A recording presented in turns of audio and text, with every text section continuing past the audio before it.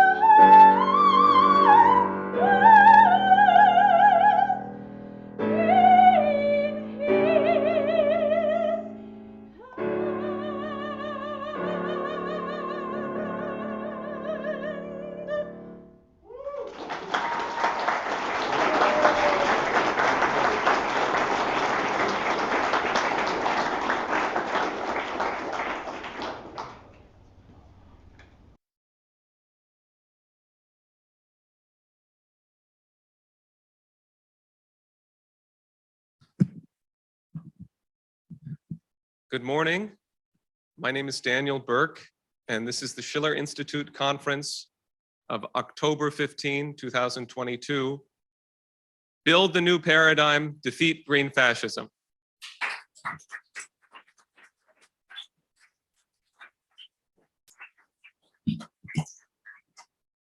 For those of you who are watching the stream online on the Schiller Institute YouTube channel, please like and share and subscribe, absolutely. And I'm looking at a wonderful audience of people here in Manhattan. Fabulous to see you all, really good to see you. So allow me to make a couple of brief comments here at the beginning of our event.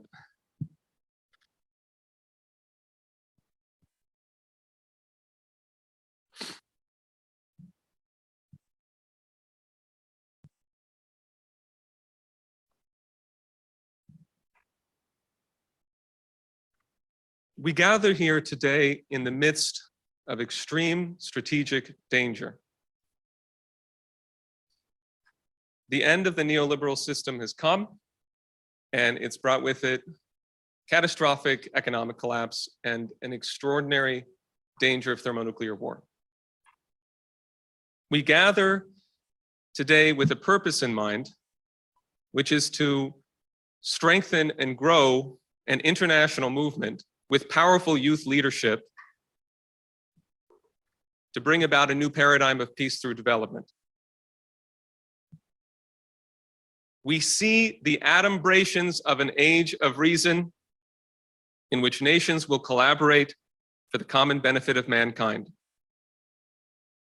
We see an era that Mr. Lyndon LaRouche envisioned, an era of the World Land Bridge.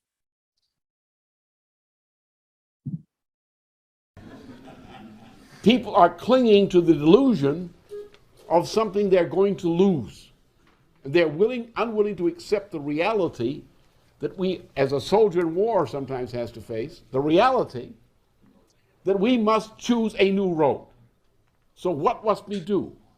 We must use the little, precious little time available to us to organize around alternatives which we may not yet have the political support to implement, but which will work. And when there's obviously no other alternative, masses of people will rally around these things. But if they don't know about these ideas, if we don't organize around these ideas, then when the time of crisis comes, they'll just go crazy because they don't have a clear conception of an alternative. That is the world situation today. An immoral civilization is going to its doom, a self-imposed doom. We're well rid of it because it would kill us sooner or later anyway. The question is, have we the courage to adopt an alternative, and do we know what the alternative is? We must establish the axiomatic rule, not a do's and don'ts list, but the axiomatic rule, that no policy must be made which is not consistent with the fact that every human being is made in the image of God, and that their life is sacred on that account. Not only that their biological life, but their right to development and their right to participate in society on the basis of that principle. That relations among states, relations within states, laws passed by governments must submit themselves to those principles. The only hope we have is to look at this horror and turn this horror of Africa, horrors which are similarly represented in other places, and turn that into a lesson quickly and say, this is what we are seeing. We are seeing a great civilization which is destroying itself because it has denied the right of human beings in Africa and elsewhere, the right to be treated as persons created in the image of God, has denied them the right to participate in their society, the right to honor their ancestors for what the ancestors gave them, the right to give their posterity what their posterity has a right to expect of them. And we must restore law, that principle of law. We must use the crisis which discredits this enemy of ours within, this great financial crisis, this collapsing system. We must intervene in that, introduce a new dimension of passion into that, and say we need a new civilization. We need the right turn in the road as we go from the broken past to the hopeful future.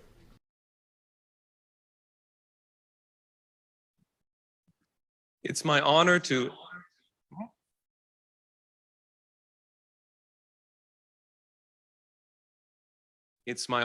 introduce the founder and chairwoman of the Schiller Institute, Helga Zepp-LaRouche, to open our event.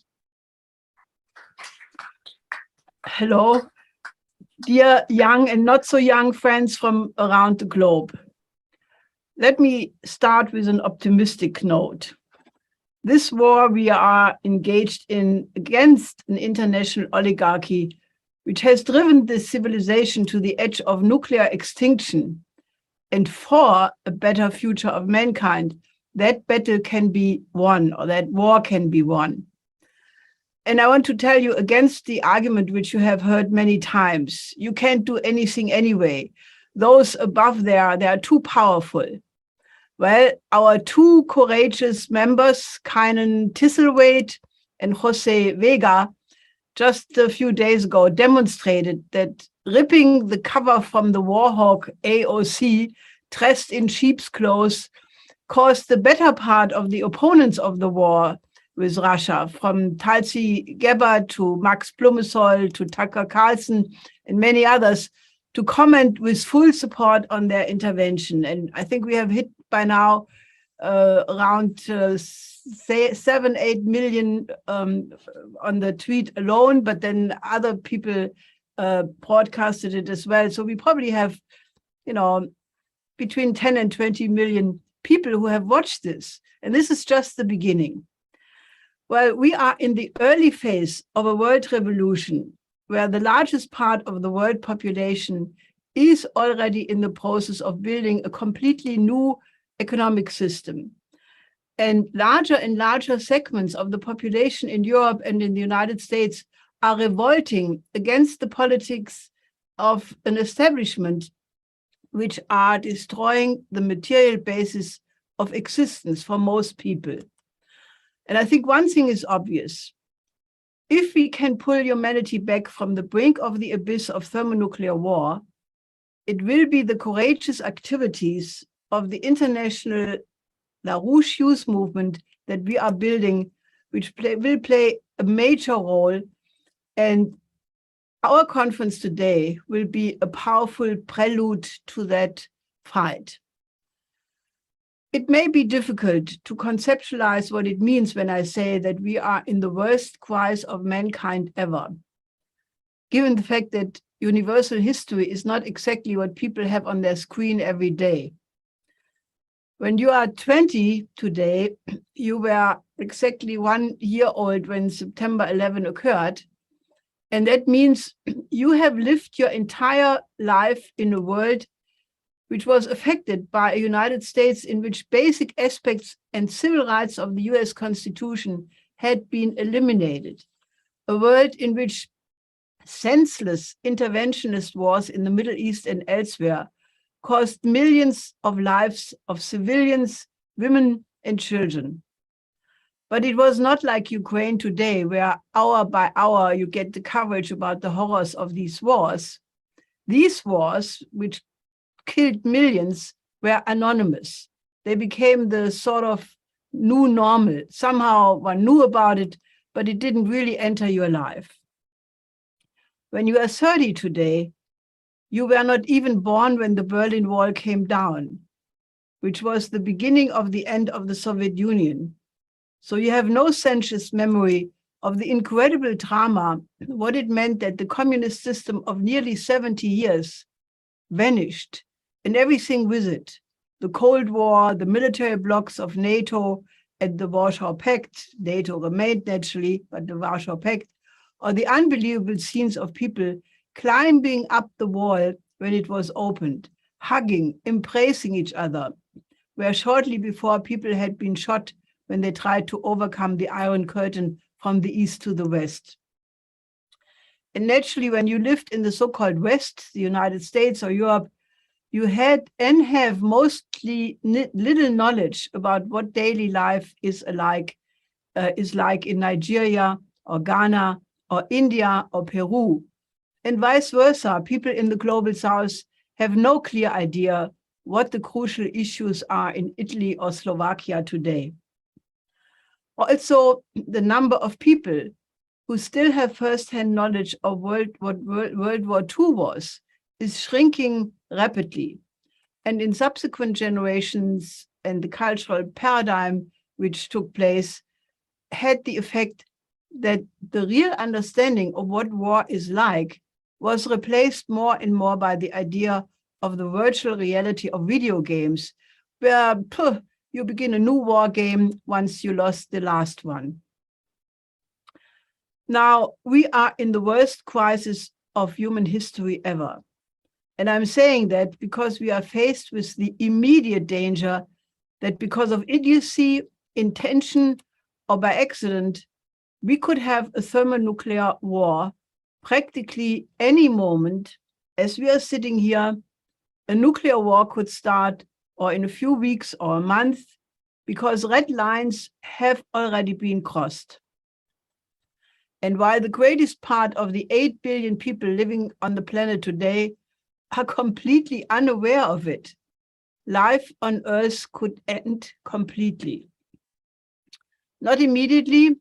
In the initial nuclear exchange, only a few billion would die. but the remaining billions would die in the following weeks and months of nuclear contamination, of starvation, of cold, of burns, robbery, despair. As Kennedy had said, the ones who will die first will be the lucky ones. And then after the last human being has died, there will be no memory left of the struggle of all these generations for progress, from the early forms of the Homo sapiens about 300,000 years ago to the present. No memory left of the scientific discoveries over the millennia, of great poetry and music, of Confucius, Beethoven, or Einstein, nor about you. Gone, out, delete. This is the unparalleled crime of those people who are talking about preemptive nuclear strikes or limited nuclear war, because no such thing exists. Once you use one nuclear weapon, it completely changes the nature of the war. And in all likelihood, all nuclear weapons available will be used. To understand the chronology, how we got to this point, one has to go back to the collapse of the Soviet Union, where we answered to this great historic chance, we as a LaRouche movement, with the idea to create an international peace order for the 21st century with our proposal of the Eurasian land bridge. This was the idea to integrate the entire Eurasian continent through development corridors, which was our proposal for a peace order. It was one of these absolutely rare historic chances, and I called it at the time a star hour of history. But at that point, the Anglo-American neocons adopted the so-called Wolfowitz doctrine of the Project for a New American Century, PNAC, which defined it as the mission of the United States to secure its role as the only remaining superpower, which had to have enough military power to prevent any nation or group of nations to ever challenge the supremacy of the United States, and naturally the British, ever again. The unipolar world forever. The Wolfowitz doctrine, or one can say Wolfowitz-Cheney doctrine, was the real reason why the promise by US Secretary of State James Baker III to Gorbachev that NATO would not move, quote, 1 inch to the east was not kept, but instead it moved more than 1,000 kilometers closer to the Russian border. And it was also the basis for the shock therapy against the Russian economy in the 90s during the Yeltsin government, which had the explicit aim to destroy the physical economy of Russia, and which is still the basis for the so-called German foreign minister Baerbock, when she keeps repeating that the purpose of sending ever more heavy weapons to Ukraine is to, quote, ruin Russia. In the meantime, there's open talk about the destruction of Russia, or as the former White House National Security Advisor John Bolton is saying about Putin, that he is a legitimate military target who is on our target list at this point, meaning he wants him assassinated. To threaten the destruction of a country, and Putin said very clearly the aim is to cut Russia into 3, 4, or more states, to threaten the assassination of the head of state, to have the de facto participation of US and NATO troops in the fighting in Ukraine, provide cyber intelligence to the Ukrainian military, train Ukrainian troops in the US military bases in Germany. All of that means we are already in a war between NATO and Russia. Russian red lines have already been crossed, and we are dangerously close to the point where Russia perceives that its territorial existence is threatened, which according to its military doctrine is the point it will use nuclear weapons. So it's not Putin threatening to use nuclear weapons, it's NATO driving Russia to the point where it either gives itself up as a nation or goes to war as self-defense. So that's where we are at. Why is this moment so extremely dangerous? It is not just the economic rise of China and the fact that more than 120 nations cooperating with the Belt and Road Initiative are about to bypass the political and economic and military power of the US and Great Britain, which the Wolfowitz Doctrine says can't be permitted. But even more fundamental is the fact that the neoliberal model of the transatlantic world is in a systemic breakdown. We are exactly at the point which was forecast by Lyndon LaRouche, my late husband, more than 50 years ago, when Nixon ended the Bretton Woods system by moving from fixed to floating exchange rates, and in this way opening the floodgates to the unbridled free trade system of profit maximization of monetary gains at the expense of the physical economy and the living standard of the majority of the populations. We are now at the end of that road, which had many steps, such as the step-by-step deregulation of the financial markets, outsourcing of production into cheap labor markets, just-in-time production, shareholder value society, derivative speculation, etc., etc. When that system had a systemic crisis in 2007, 2008, rather than correcting the root of the problem, monetary gains at the expense of production, the central banks resorted to quantitative easing, reckless money printing as if there was no tomorrow. Now, what is happening is exactly what happened in Weimar Germany in 1923. After several years of many trillions of dollars of money printing, suddenly, within a few months, there is a hyperinflationary explosion. Now, the central banks are between a rock and a hard place. If they want to curb a galloping inflation by quantitative tightening, then they face a collapse of the over-indebted firms and the triggering of a crisis in the emerging markets. This is why the Bank of England is breathlessly vacillating between QE, QT, and then QE again. And a ridiculous evil Liz Truss breathlessly vacillating between taxes down, taxes up. They are faced with the collapse of the bond market. The only difference to Germany in 1923 is that this time the hyperinflation is not in one country, but in all countries connected to the dollar as a world currency. We are now at the point forecasted by LaRouche in 1971, that the continuation of on the monetarist road would necessarily lead to a new depression, a new fascism, and a new world war, unless one would establish a completely different economic world order. The majority of the world population is doing exactly that.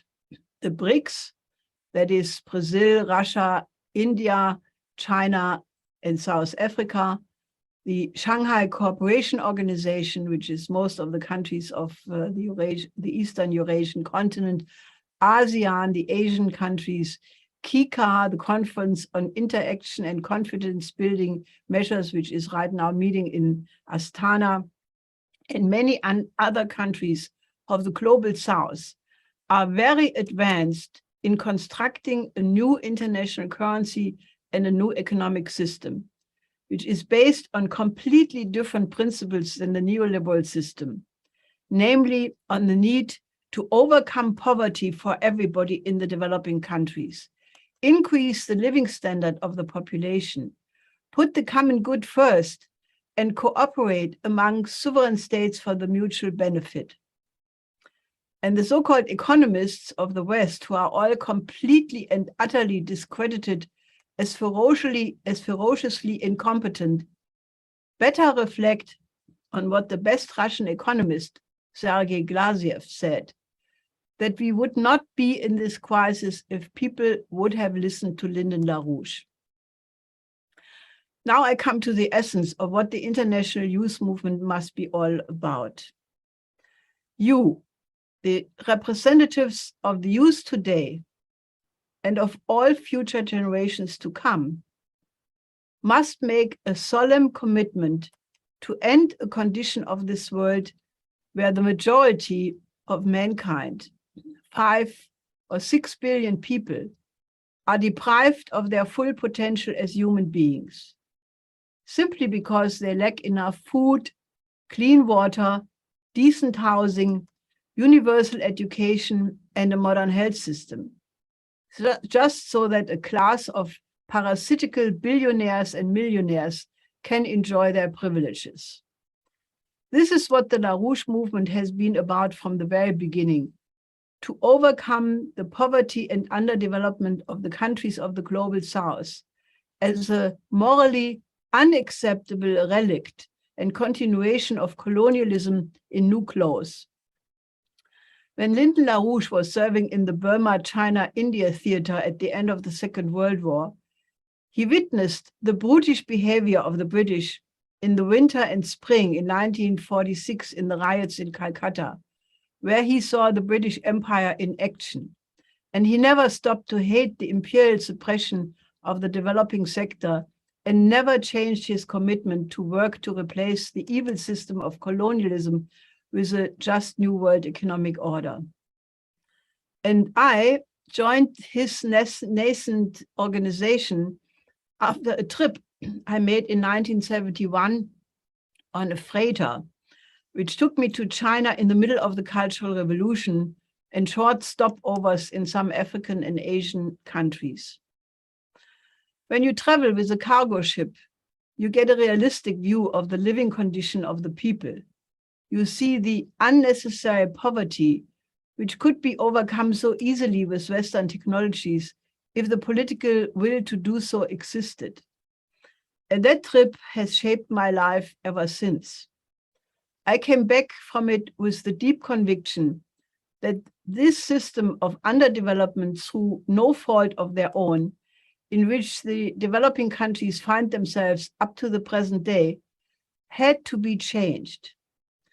When I investigated after return all the political organizations in Berlin, I found that LaRouche was the only one who talked about the need to build up infrastructure, agriculture, industry, education, health systems, and so forth in the so-called third world.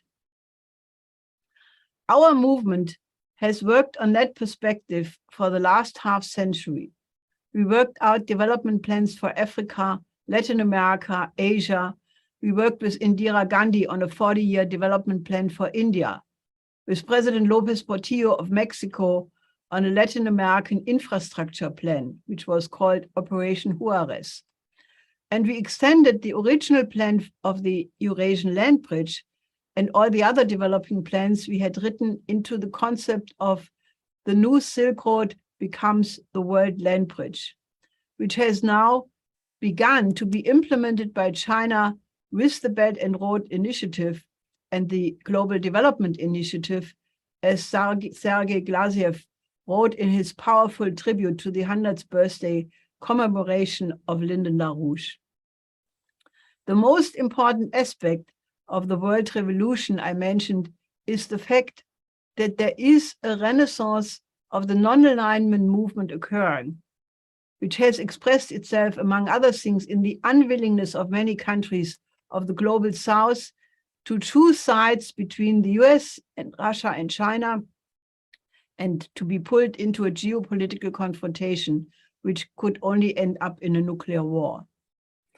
The spirit of Bandung, of that determination of the African and Asian countries of the conference in 1955 in Bandung to end colonialism in all of its forms, and today, which exists today in the forms of the shackles of a rigged monetary system, which suppresses the development of the so-called development sector, that spirit has come back to live in a powerful way. It is the idea of non-violence of Mahatma Gandhi, which defeated the British Empire and which also inspired the civil rights movement of Martin Luther King, which we need today to defeat the danger of thermonuclear extinction. We need a completely new paradigm in the way we think about humanity, not as the interest of one nation or a group of nations against the other, but as the one humanity first. You need to adopt the thinking of the coincidence of opposites of Nicolaus of Cus, that the one has a higher power than the many, which is the same thinking as that of, say, Yuan Pei, the first education minister of education of the Republic of China and the president of the Beijing University, who had the vision of a great community of the whole world, which in Chinese is called Datong Xishe, which is clearly reminiscent of Xi Jinping's shared community of the one future of mankind. And it's the same idea which Friedrich List had about the continuous perfection and integration of all infrastructure and communication systems that would create the precondition for the permanent progress in all areas of knowledge, in science and art, and allow human beings to exchange ideas and unfold all their talents. This infrastructural integration would eventually lead to the unification of all nations into the one humanity, as he called it, Republic of the Planet, based on the economy of mankind. The same idea was naturally expressed by Friedrich Schiller, who made emphatically the argument that there is no contradiction between a world citizen and a patriot, provided that the interest of the nation is in cohesion with that of humanity as a whole. Obviously, the most elevated artistic celebration of that concept is in Beethoven's Ninth Symphony, the composition of Schiller's Ode to Joy, where the chorus sings, "All men become brethren. Alle Menschen werden Brüder." This is not a utopia.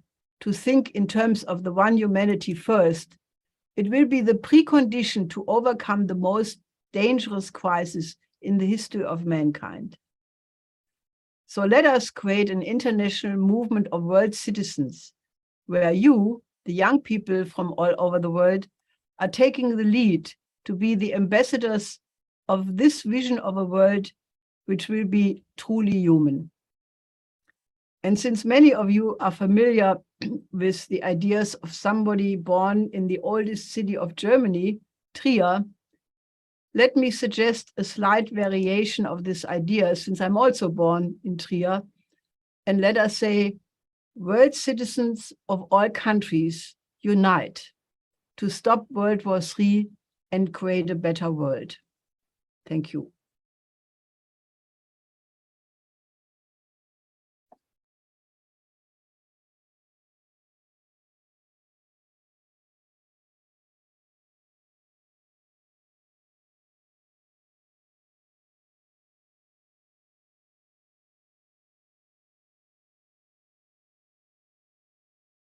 Thank you, Helga. Thank you, everyone who's here. It's wonderful to see everyone together here. We got still more people coming in. I want people to know that watching online, we have people from many, many different countries. We had hundreds of registrations come in for the live stream from practically, in fact, every continent. And this is a very hopeful opportunity for a forum of dialogue between people of different backgrounds, different orientations, but all committed to this common goal. And so in that spirit, I would like to, I have a great, great pleasure to introduce our next speaker, Jackson Hinkle.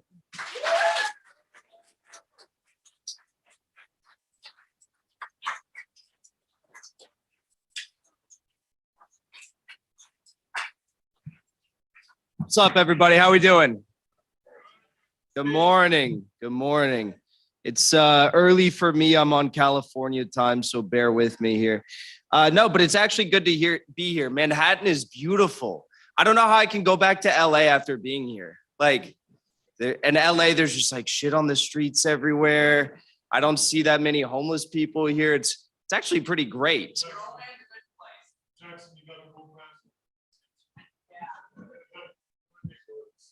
All right. Well, 5th block of Madison Avenue isn't that bad. We'll say that. But anyways, I'm not here to talk about that. I'm here to talk about something else. And it's actually what I think is probably the most important story today that no one is talking about. And for those of you who don't know me, I have a YouTube show. It's called The Dive with Jackson Hinkle. And I started it a couple of years ago, maybe like 3 years ago. And it was after I'd gotten into politics. I'd run for city council in my hometown of San Clemente, California, in Orange County.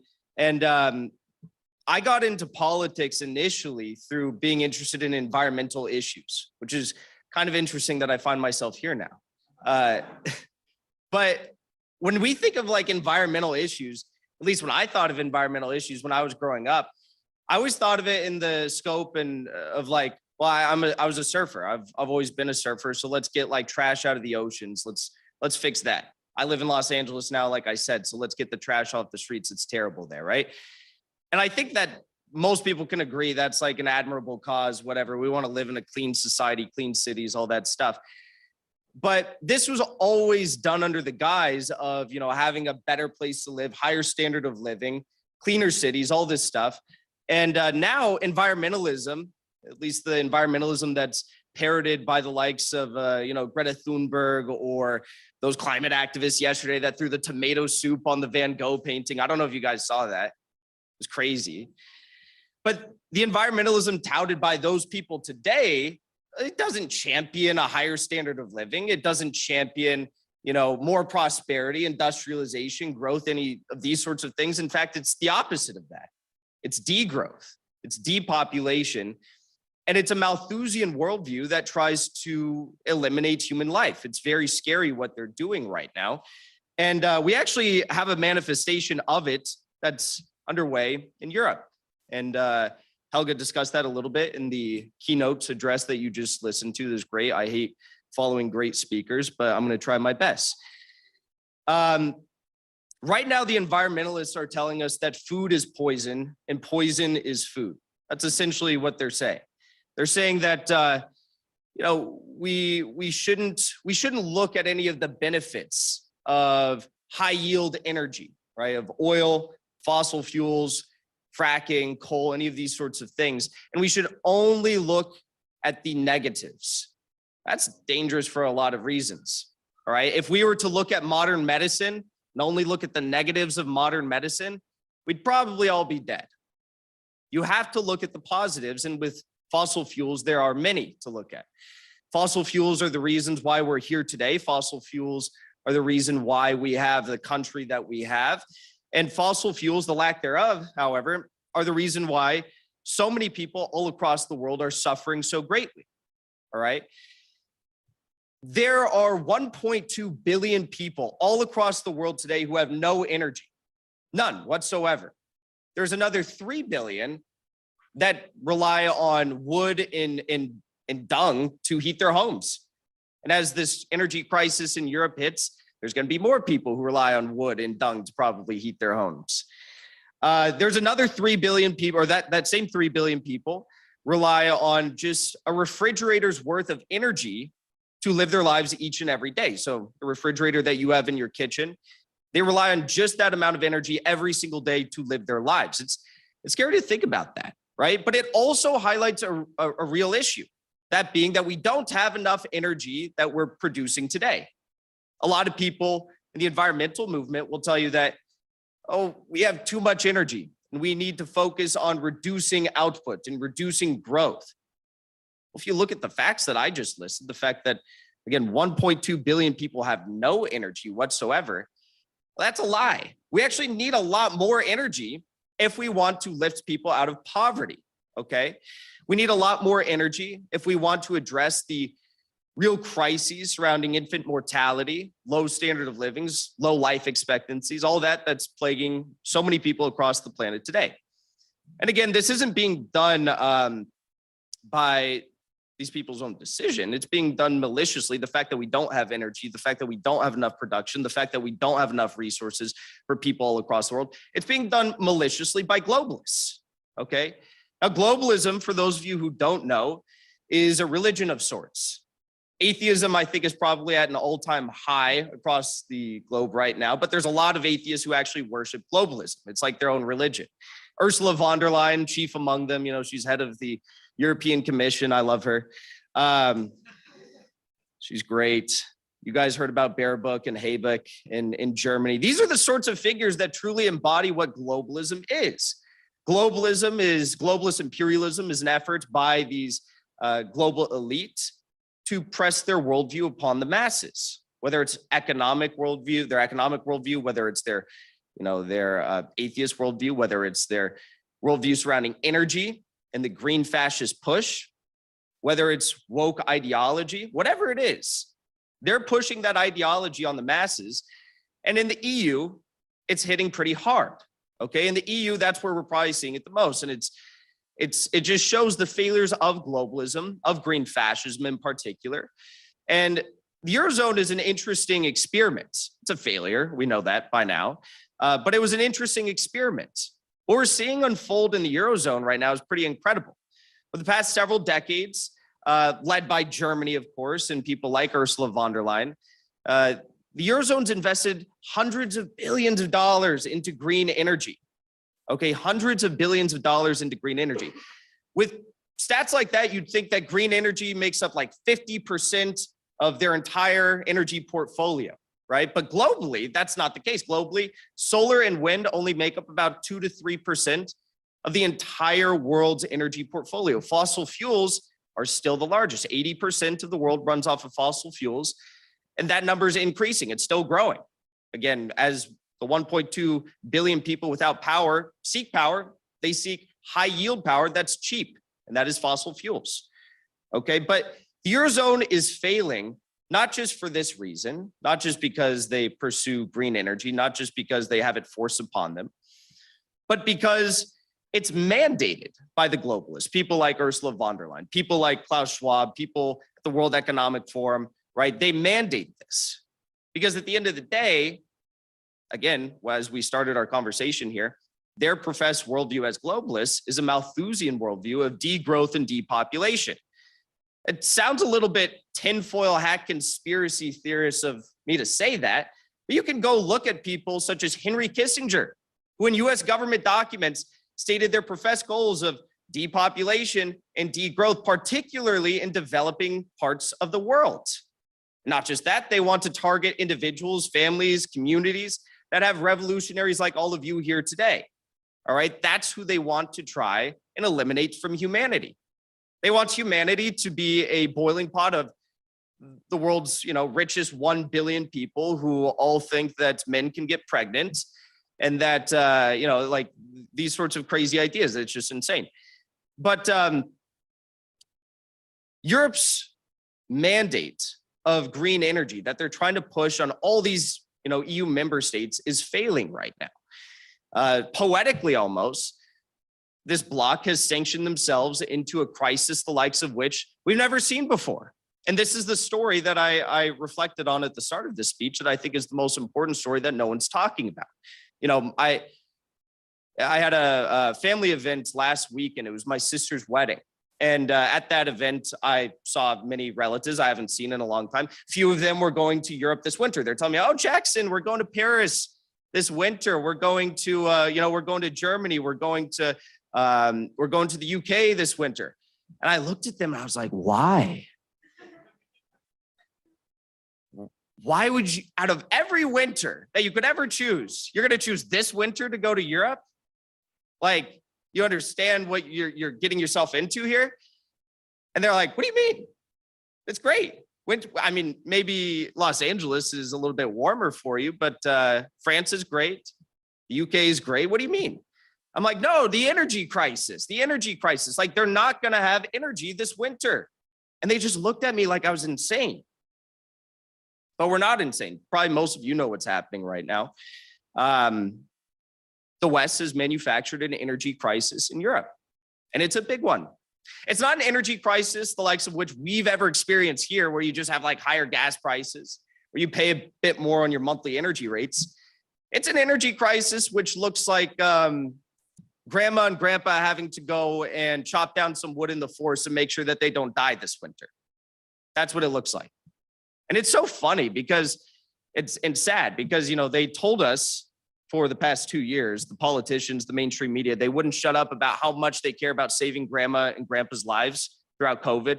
You know, we need to secure public health. We need to make sure that everyone stays alive. We need to look out for our communities.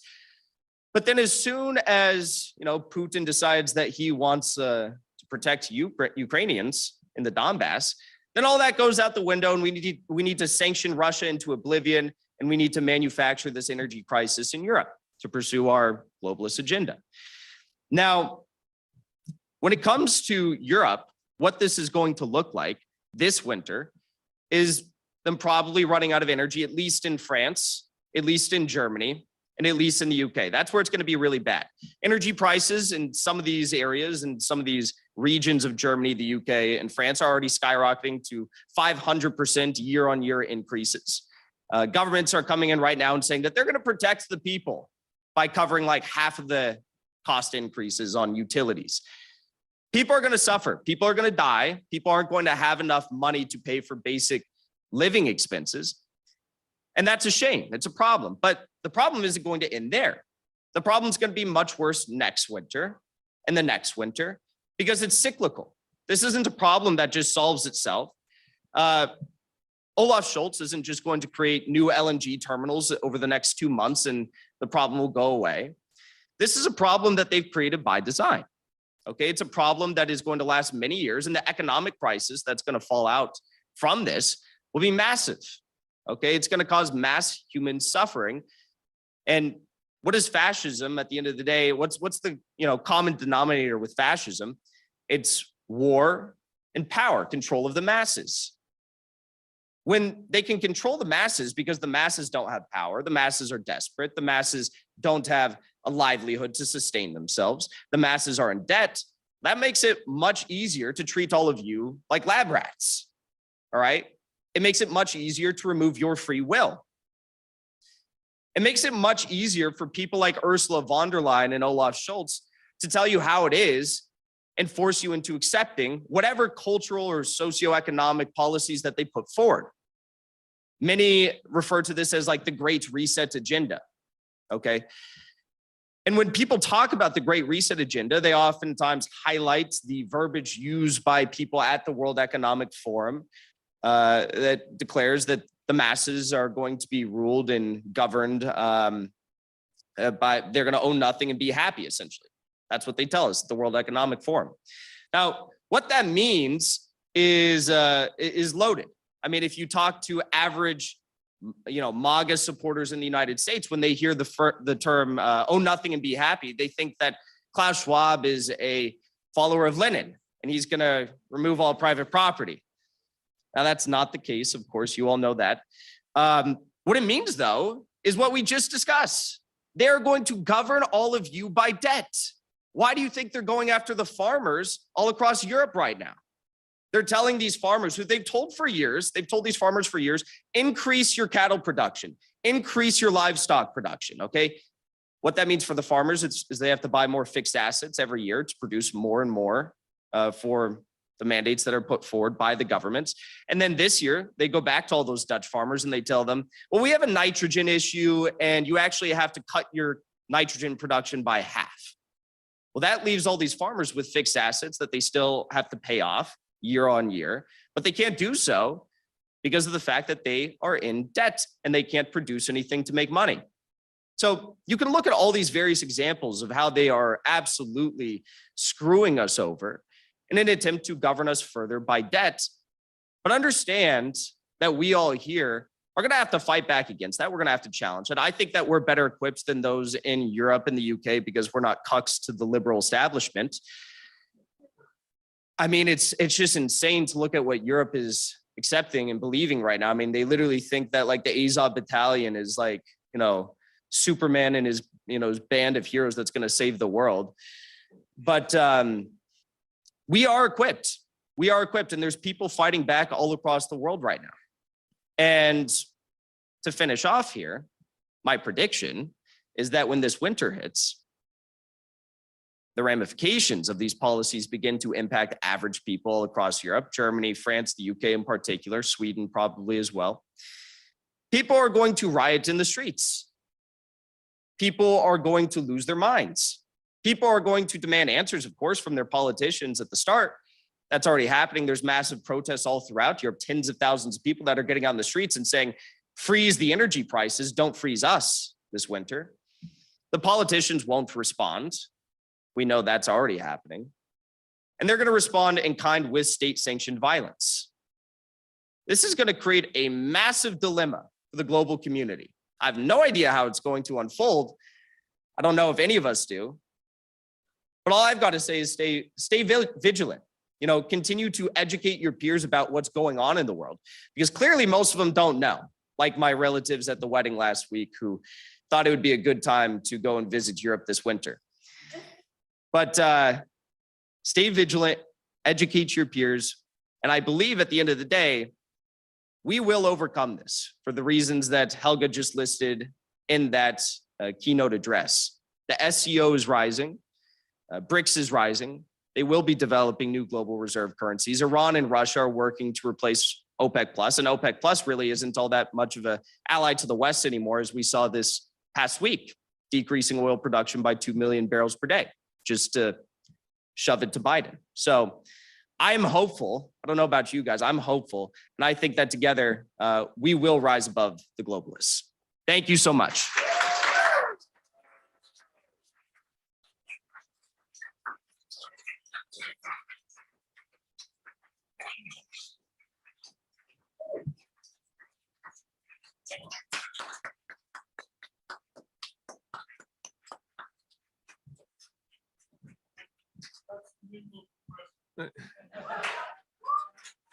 I believe that would be 2036, the first time it could work. So thank you very much for that, Jackson. Thank you very much for that. And it is my pleasure to introduce our next speaker, my very good friend, Jason Ross, who is the Executive Director of the LaRouche organization. Please give him a round of applause.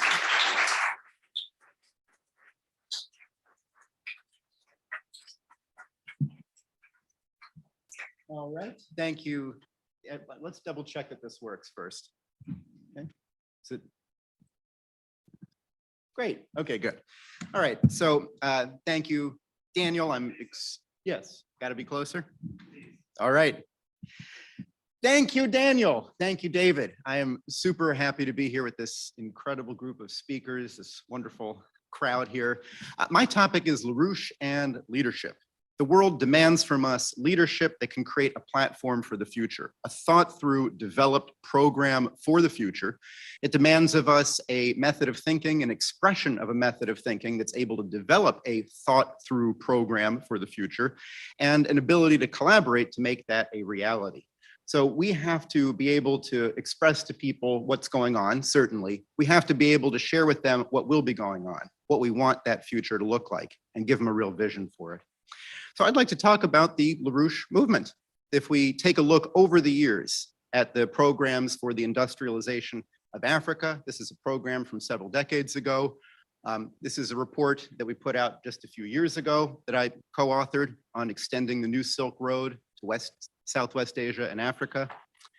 We've had programs, as Helga had mentioned, Operation Juarez, a program for Latin America. Here's President Lopez Portillo speaking at the UN and meeting with Helga, Zepp-LaRouche in Mexico City. We have had, LaRouche has had a long-standing relationship with Indian leaders, including Indira Gandhi, and including in 2001, his meeting with President Narayanan in India.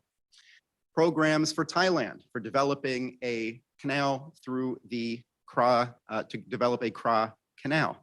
And we've had the economic ideas able to make this a reality. The International Development Bank proposal, what would be able to replace the failure of those Bretton Woods institutions, the World Bank, the IMF. They're not doing what Roosevelt would have wanted them to do. So LaRouche wrote an alternative, an International Development Bank. Here's Fred Wills, the Foreign Minister of Guyana, discussing this at the United Nations General Assembly. The LaRouche movement has worked with leading scientists from around the world on the most important scientific breakthroughs necessary to create the next chapters in the book of human history, leading among those nuclear fusion. Here's LaRouche with leading scientists. After the government shut down that magazine, we created 21st Century Science and Technology to discuss world issues like defending the planet from asteroids, developing a nuclear NWAPA to address continental water issues from a continental basis, taking water from where it isn't needed, bringing it to where it is, like California. This is what we've done. The Strategic Defense Initiative, as expressed by Ronald Reagan in 1983, this was a LaRouche vision, to use new technologies, energy, particle beams, to be able to build a global defense system against nuclear missiles, to work with the Soviet Union for a defense against the devastation of nuclear war, to bring down that threat, and to have great economic growth along the way. He worked with great musicians. Here's Norbert Breinien, the head of the Amadeus String Quartet. With singers in Italy, we see people working with LaRouche on a proposal to go back to the tuning of Giuseppe Verdi, who was not only a great composer, he was a senator in Italy. One of his bills to set the tuning at the right level for the human voice to work its best. And in the more recent period, the World Land Bridge, coming out of a Eurasian land bridge proposal. Lyndon LaRouche, Helga LaRouche saw the opportunity that came with the end of the Soviet Union, with the potential for ending that Iron Curtain divide, for collaborating across these barriers. The ideas were expressed directly. Here's Lyndon LaRouche in Russia, giving an economics lecture on the left. He's speaking at the right at an economics meeting of the State Duma, where he was, I believe for this one, invited by Sergei Laziev. Here's Helga Zepp-LaRouche at the eastern terminal of the Eurasian land bridge, the idea that she had done so much to champion. And here is from 1997, our report, the Eurasian land bridge, the new Silk Road, 1997. So you can imagine how happy we are with the 2013 announcement by Xi Jinping in Kazakhstan of the Belt and Road Initiative, which is, it goes with this. So in thinking through the present crisis, the showdown between a dying system of Anglo-American finance from the City of London and Wall Street, but not just Wall Street, the City of London and Wall Street, the British Empire. There's a showdown between that dying system and that nascent system that Daniel described in the beginning, that we see being led and moved forward by Russia, by China, by India. The escalation of the conflict between the two, if not stopped, if the causes of that conflict are not addressed, removed, and replaced, we will have a nuclear war and we're going to die. That's the threat that we face today. So something's clearly gone terribly wrong. And I want to address one aspect of leadership in this, which is how you come to conclusions. So I'd like to ask a question, which is, do you have a right to your opinion? Do you have a right to your opinion? This is not the same as do you have a right to express an opinion, which we see a lot with social media and other censorship today, but do you have a right to have an opinion? So, what sort of opinion? Pizza toppings, TV shows, politics? Sure, we have opinions. And because of elections, we're asked to weigh in with our opinions on an election every few years. And that makes a lot of people think that they have some reason to even hold a political opinion, that they're competent to have one because they're asked about it all the time. But let me ask, do people have strong opinions on the physics or existence of dark matter? I mean, is that something that everybody thinks they know about and weigh in on Twitter? No. Does everybody think they know the best way to raise an alligator or how to use p-scores and statistics? How to repair a jet engine? No, people don't think they know anything about that. How about the effectiveness or dangers of vaccines? How many people have opinions on this who maybe don't have any business coming to strong conclusions on these matters? Maybe you do. How about climate change? Do middle schoolers? I mean, what did we know about science in middle school? Hell, what do we know about science now? But do middle schoolers, do they actually know anything about how the whole earth is changing based on carbon dioxide? They can't know that. It's not possible. They'd have no basis for even knowing that. So why do we praise children for expressing views that they couldn't possibly know? What kind of message is that sharing to young people? Go out and have a strong opinion about something that we know you couldn't actually know anything about. Is knowing important? How about Russian propaganda? How many people say, oh, this has all the telltale signs of Russian propaganda, as though they've been studying it for decades, and as though it's even true, right? Talk about misinformation. This comes right out of the Russian playbook. What Russian playbook? What else is in this Russian playbook? They don't mention it. They just make these claims.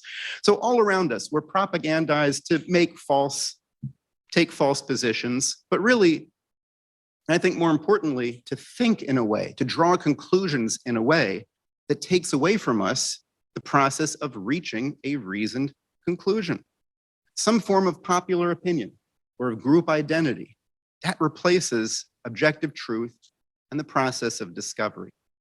Fitting in with the group, maybe a good group, becomes a substitute for developing a real method to make sure you know what you're talking about. So we need to use our very precious mental energy and time to develop our ability to come to useful conclusions, to universal principles that work. So let me talk about two ways that people avoid this. Just two examples of how people avoid leadership.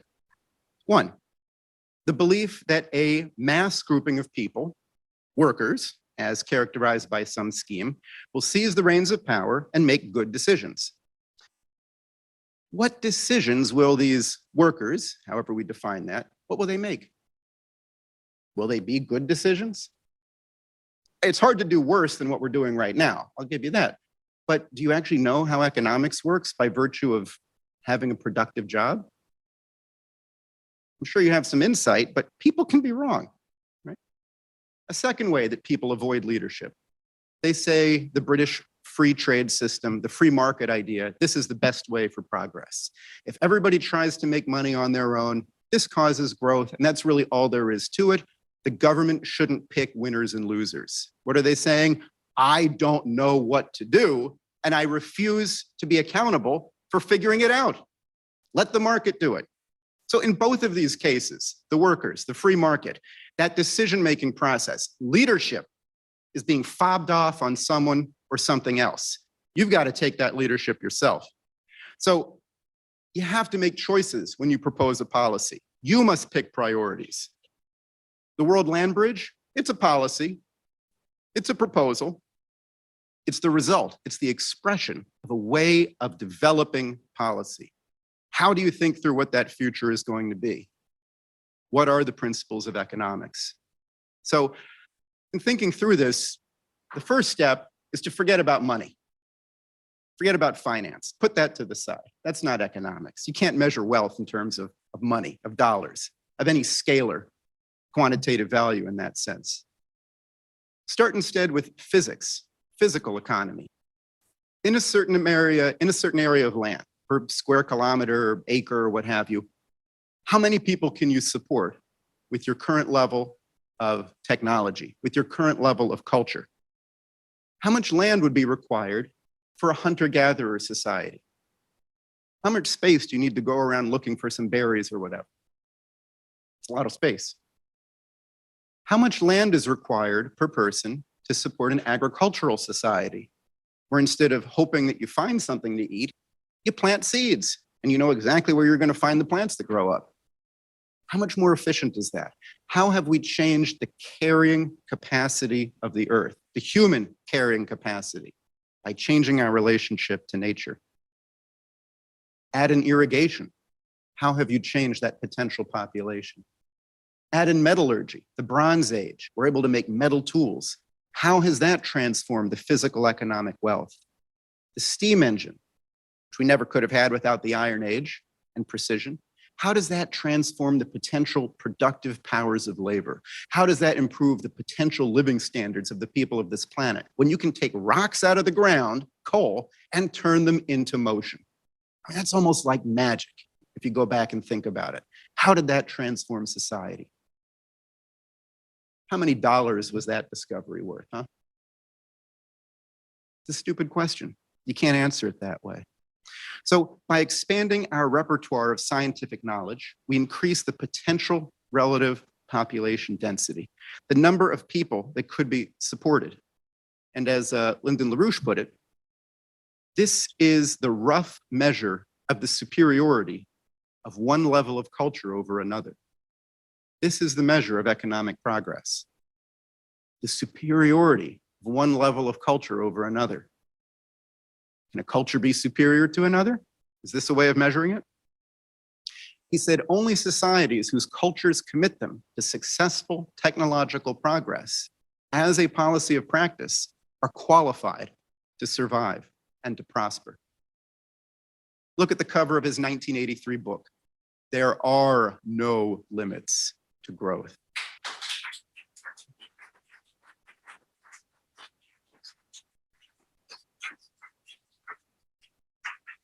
So the rich heritage that should be ours of the amazing discoveries that brought us to this point, the inside view of the history of how did we figure all of these things out, that's not provided to us. That's hidden from us. We don't do that in school, do we? You know, what is the basis of a scientific advance? What is the basis of discovery? Will machine learning replace us? Will it be creative in discovering new universal physical principles? Two examples. Some people today think the Earth is flat. It isn't. But did we know that before satellites? How did we know that? How was it that in Egypt, 2,200 years ago, Eratosthenes was able not just to say the Earth is round, but to measure how big it is? 2,200 years ago, this was figured out. You can do this yourself by connecting with Zoom with another classroom, if you have some geographical distance. Did anybody do that? Did anybody in school measure how big the Earth is? Why not? It's a fun thing to do. You get to be in the mind of someone from Egypt 2,000 years ago who measured the biggest thing around. Why don't we do that? Do we get to re-experience that joy of discovery? So another example. You've probably heard a rumor about a triangle like this, that a squared plus b squared equals c squared. This is a pervasive rumor in our math classes. I'm not saying it's wrong, but do you know that it's right?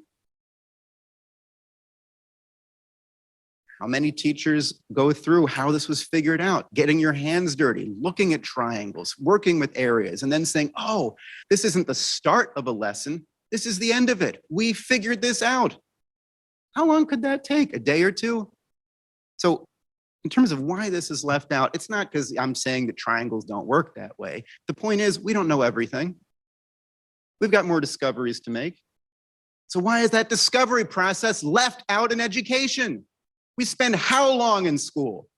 How many hours, how many days, weeks, months, years did you spend in school? And how much of it was getting to recreate real discoveries from the past? Getting the sense that your mind could figure out, just like those people had, a new idea. Getting the sense that you and your fellow classmates all had in common that fact that you were made in the image of God and able to understand with ideas in the mind, to have concepts that have a power in the physical world. How much does an idea weigh? How does it taste? How much mass does it have? Stupid questions. But these ideas, a thought that we have, unlike a thought that a dog has if they have dogs, if they have thoughts, our ideas are able to transform how many people can live on this planet, are able to create states of nature that don't exist otherwise. Aluminum metal, you don't find that on Earth. We make it, as just one example. So that needs to be the focus of society, certainly of education, but that's got to be the basis of a political movement too, both to get a sense of the inside track of where economic growth comes from, because it comes from those kinds of thoughts, and a sense of what do we need to do socially? What are we as people together? So let me bring these thoughts together and conclude. Lyndon LaRouche insisted on a movement based in education, in which the movement's members experience with that process of discovery, science, music, art, that gave necessary insight into the foundation of economics, into what we all have in common as human beings, an idea affirmatively of the universality of human beings. We hear a lot about our differences today. What actually do we have in common as human beings? The birth of the Golden Renaissance in the 15th century. This came through thinkers who saw each man and woman as made in the image of God, the Creator. This was their view. Whatever your opinions on this might be, this is what the people thought who created the Renaissance. That our minds, as like a miracle, are able to develop concepts that have power in that world outside of us. And how many of those principles do we get to experience? That's something we need to change. So the universe needs more people to experience the joy of learning, the joy of discovery, more people to figure out how we're going to go to Mars, more people to cure cancer and other diseases, more people to develop nuclear fusion, more people to work on matter, antimatter, more people to make breakthroughs in biology that are going to transform our lives, our health, crops, things like this. We need more people. The World Land Bridge, it's more than rail lines. It's not a way of getting from point A to point B. It's more than development corridors, where you see the availability of transport across the region as transforming the economic potential of that entire area, because now you can bring in electricity, water with it. You've transformed the potential of what you can do in those areas by being connected. It's more than that. It's more than a policy. The World Land Bridge is an expression of a vision of the human species, a real developed idea of the human species. So today, we see the leaderships of China and Russia implementing a new world system, very much in keeping with what the LaRouches have put forward for decades. The LaRouche movement has put forward for decades. We see India moving in this direction. We see nations in Africa, Latin America, the global South, so-called, not going along with what they're told by the Anglo-American elite. We see a new world coming into being. And whether we succeed in having such a world versus dying in a nuclear holocaust, this is a decision that may be something for the matter of days and weeks ahead of us, not months or years. So your leadership is demanded today. Your future leadership is demanded today. What will you become capable of doing? I'm no Martin Luther King, you might say. Was Martin Luther King? What did he do to make himself capable of the challenges that he took on? What are you willing to take on to make yourself that leader for the future? I think that's the question we should think through. And I would encourage everybody to, in a specific way to move on this, to register for the classes that the LaRouche movement will be holding on these topics of economics, of science, of music. LaRouche.info/classes. The first series on economics will be starting soon. We need to develop in our minds the real inside track of what that uniquely human capability is, so that we can make the policies and provide the leadership that the future demands of us today. Thank you.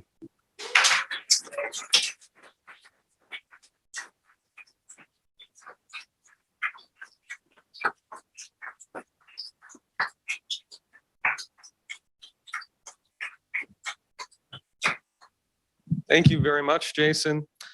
You can open up your pamphlet and you'll see that registration link on this page.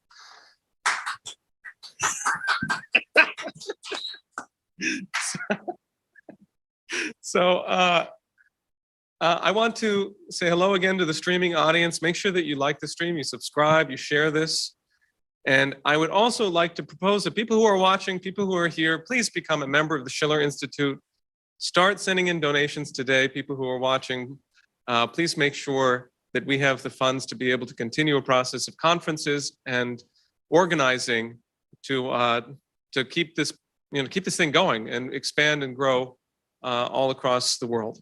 So with that in mind, we have a section here where we're going to play some videos that were contributions to the conference. These are from friends. These are from really wonderful people in other parts of the world.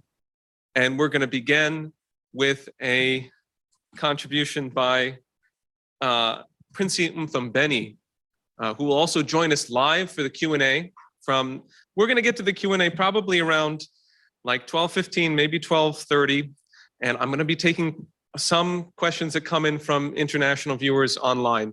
So if you have something you'd like to get in this morning, then from the in-person audience, please understand if we don't get to you, but we're going to do our very best to. So allow me to introduce the video contribution of the wonderful Princenthium Benny. She is the founder of Africa for Nuclear, and she joins us from South Africa.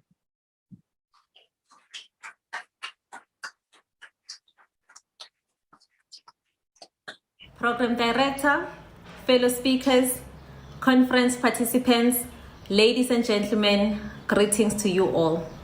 Firstly, I'd like to convey my sincere gratitude to the Schiller Institute for inviting me to this conference and for giving me an opportunity to talk about what I advocate for, which is energy security. Today, my talk is titled Locking Up the African Underdeveloped and Developing Nations into Poverty Using the Green Energy Approach. I would like to highlight the importance of this conference and the issue of defeating the green fascism, especially in the context of Africa and the present global energy crisis. At the 26th Conference of the Parties on Climate Change, famously known as COP26, which was held in Glasgow, in United Kingdom last year in October, the President of the United States, Mr. Joe Biden, in his speech said the following: "Growing up as a young man in an area that was a heavy supplier of coal in northeast Pennsylvania, I watched what happened when that industry collapsed and the impact it had on community. To avoid a sequel, I feel it is important to take care of people who are impacted and provide alternatives for them." He further said, local governments, labor, civil societies, and communities should be engaged from the very start to make sure the benefits to the community are equitable and they are immediate. Close quote. In the context of this quote, President Biden was contrasting choices we have to make between building more coal power plants versus building solar and wind farms in the next 30 years to year 2050 net zero scenario. According to President Biden, the sustainable path to net zero emissions by 2050 is based on his recognition front and center of the Build Back Better World initiative that he announced in June 2021, along with G7 partners.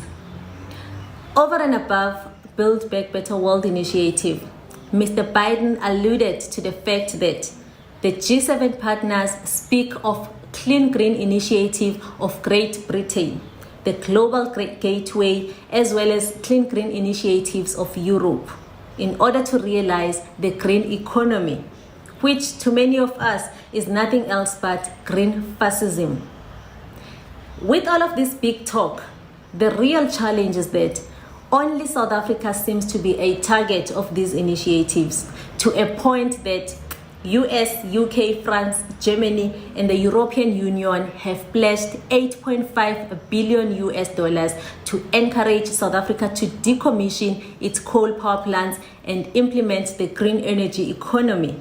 And the justification for this is South Africa is the largest emitter in Africa due to its large reliance on coal power stations. Notably, the biggest emitters, which are US itself, China and India, are not interested to go into these types of green pledges of the G7 nations at the expense of their economies. What I find good with this $8.5 billion pledge by US and its G7 partners is that it says it has to be embraced by four main stakeholders, which are government, labor unions, civil societies, and communities where these coal plants are located. That means the 8.5 billion US dollar green pledge will only be accepted by South Africa if all four parties do not strongly object to the closure of these affected coal power stations. And therefore, I urge Mr. Biden and G7 partners to make sure that this 8.5 billion US dollar pledge is agreed to and signed for by labor, civil societies, and communities that will be impacted. To quote President Biden one more time, he said, "By closing South Africa's coal plants ahead of schedule and investing in clean power alternatives for the people of South Africa and supporting an equitable and inclusive transition in South Africa's coal sector, we are following through on the pledge that G7 partners made in Cornwall to accelerate the transition away from coal in developing countries." Close quote. All of this is unfair to the developing and underdeveloped African countries because the US and its G7 partners did not sign the COP26 pledge to stop burning coal. Instead, they asked to be allowed to burn coal until 2030 and beyond. This shows that US and its G7 partners are asking African countries to do what they are not prepared to do in the name of green economy. Over and above US asking to be allowed to burn coal until 2030 and beyond, this year, between August and September, Germany has asked to be allowed to burn fossil fuels up until 2038. Furthermore, it was reported that between January and May 2022, this year, over 3 million tons of coal have been shipped from South Africa to European countries, including Germany. This is after Russia cut their natural gas export. I'm asking myself this: what is the difference between European countries who, when they need fossil fuels, they can just go for it because it is necessary for the energy security of their people? Yet Africans dare not put their people's interest first, as they continue to be told that the only solution for them is wind and solar renewables energy. This begs the question of, are underdeveloped and developing countries the only ones compelled to risk their energy security? Ladies and gentlemen, developed countries can no longer exempt themselves from the responsibility of addressing climate change by throwing money at poor African countries. A money that comes in a form of loans, grants, and concessions that end up being a debt trap for African countries and their future generations. In summary, Program Director, the US and its G7 partners talk about closing coal and responsibly going for wind and solar renewables. And they talk about green initiatives to support the net zero emissions targets. We know that their green initiatives include new nuclear power and gas to power plants. To an extent that Europe recently voted for nuclear power and gas to power to be included in the green finance taxonomy. However, there is nowhere in Joe Biden and G7 partners' pledge to South Africa where they talk about new nuclear power and gas to power investments as part of green initiatives. So this is a clear ambush to South Africa, its people and its economy to be used as a guinea pig for hoping that the rest of the 55 African Union member states will follow suit. While this green ambush was happening at COP26 and is most likely to happen at COP27, South Africa owes a lot of gratitude to the Minister of Environment, Forestry and Fisheries, Ms. Barbara Creesley, who refused to sign the COP26 phasing out coal pledge. I hope she will remain resolute at COP27 again, because we know the US and its G7 partners are definitely not going to sign the phasing out coal pledge for at least until 2038. Therefore, South Africa must also be allowed a space to breathe and plan properly for the preparations to the 2050 net zero scenario. However, not all is lost. because there are some African countries that are not falling for this trap, like Egypt, which is currently building a $25 billion new nuclear power plant with Russia. Zambia, Rwanda, Uganda, Kenya, and Ghana, who are all forging ahead to developing nuclear infrastructure programs because they are aware that this green approach includes nuclear power and gas to power. Gas-rich countries like Mozambique, Tanzania, and Nigeria are seriously exploring opportunities for gas to power. These countries are demonstrating exemplary leadership, following up on the wise quote of the former president of Burkina Faso, the late Mr. Thomas Sankara, where he said, "He who feeds you controls you." Ladies and gentlemen, in closing, I would like to highlight this. At COP27, taking place in Egypt next month, which is November 2022, I hope the African nations I have mentioned remain resilient in adopting baseload power technologies like nuclear and gas, as well as the socio-economically sensible and responsible mix of wind and solar renewables energy. As the consequences, ramifications, and repercussions of an energy transition without just in it would be of pandemic devastation in many underdeveloped and developing African countries, locking them into poverty for generations to come. Thank you so much for listening to me.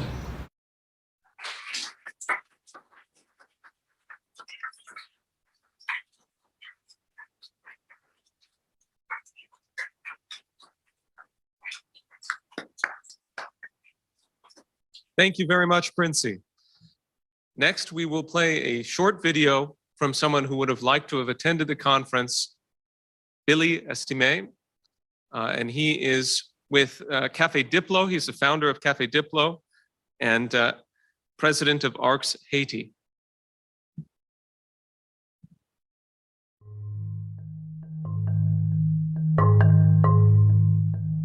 Durant les dernières décennies, nous avons constaté une dérive totale au sein de la communauté haïtienne. Cette dérive est caractérisée par le manque total d'information et d'éducation civique des citoyens haïtiens, en particulier la jeunesse. Aucun citoyen engagé ne devrait rester indifférent. Pour remédier à cette situation, Carlin Saint-Louis et Billy Andres Estemea ont décidé d'apporter leur contribution en mettant sur pied Café Diplo Haïti. Café Diplo Haïti est un laboratoire d'idées qui a pour objectif d'informer et de faciliter l'éducation civique de la jeunesse haïtienne en utilisant les réseaux sociaux qui de nos jours sont très sollicités. Nous avons une équipe dynamique qui travaille à la mise en place de diverses rubriques nous permettant d'atteindre nos objectifs. Le débat étudiant est l'une des plus appréciées. C'est un espace où les jeunes étudiants peuvent affronter leurs idées sur des problématiques nationales ou mondiales. Aujourd'hui, les crises, la famine, la pauvreté, l'insécurité ne respectent pas les frontières. Nous sommes tous conscients de cette réalité.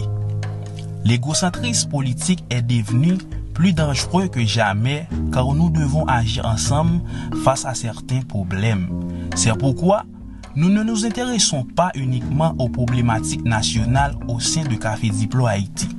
Nous sommes convaincus que seuls des leaders avisés nous mèneront sur ce chemin de changement dont nous rêvons tous.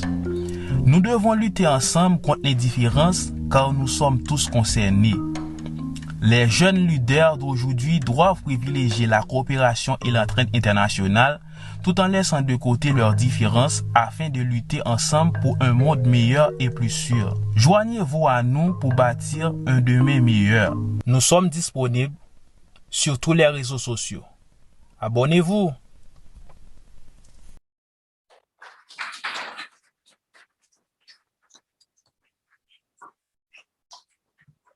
Billy and his team have been circulating the Schiller Institute proposal for the economic development of Haiti. Pardon me. And I know some people who were in the audience probably couldn't see the subtitles, but you will be able to watch it online easily. Next, we have a video from Shexiu Huang, who is a postgraduate at the Guangdong Institute for International Strategies at Guangdong University of Foreign Studies. Please give a round of applause. Thank you. Hi everyone, I'm Huang from China. It's a great honor to be invited to join you at the International Sheila Institute Conference. Today I'll be focusing on China-Africa cooperation and how Africa has transformed from once being considered as a hopeless continent to nowadays an aspiring Africa through her own hard work, and what role China plays in Africa's transformation and industrialization. So in 2013, the Chinese President Xi Jinping put forward the Belt and Road Initiative, or BRI, and in the following year, 2014, the Chinese Premier Li Keqiang paid a visit to 4 African countries, including Ethiopia and the headquarters of the African Union, putting forth the framework to upgrade China-Africa cooperation and pledged to build modern railways to connect all African capital cities. Thereafter, dramatic changes have taken place in Africa's economic development and infrastructure building. So now let's take a closer look at what's happening right now in Africa. So there are 3 major bottlenecks that are stopping Africa from growing prosperous. The first one is the lack of infrastructure. China and African countries have signed lots of infrastructure building projects. Some are still under construction, while some have been completed, like this one, Addis Ababa-Djibouti Railway. It is a new standard gauge international railway that serves as the backbone of the new Ethiopia railway network. It has also been held as a lifeline program because it connects the landlocked Ethiopia with Djibouti. Djibouti is the main gateway for imports and exports for Ethiopia. This traffic makes up a staggering 90% of the throughput at Djibouti's ports. And the next railway line is in Kenya, linking Mombasa with the capital city, Nairobi. After it opened to traffic in 2017, it has shortened the traveling time between the 2 cities from 12 hours to just 4 hours. The list of these kind of projects goes on and on and on. So as the Chinese saying goes, if you want to get rich, you need to fix the road first. Be it railways and roads or highways and bridges, they are all essential projects to boost regional connectivity and integration in Africa. It is worth to mention that the Port Jangdi-Ombu coastal road in Gabon has put an end to its isolation to the outside world, as it could only be reached by air or sea previously. And the second major bottleneck is the shortage of skilled labor. As we know, talents are the backbone for a nation's development. China has been empowering Africa through education by launching a series of projects and programs in education, like the Luban workshops. They have been providing state-of-the-art vocational education in some specific fields, such as smart manufacturing, new energy technology, big data, artificial intelligence, etc. Luang Workshop is not just a bilateral education provider, but also involves two-way exchanges such as student exchange and mutual recognition of academic qualifications. Meanwhile, there are some scholarship programs like the CSC scholarship programs that provide full scholarship to qualified African students to study in China at some prestigious universities. At the same time, they have the freedom to choose their own major according to their own background.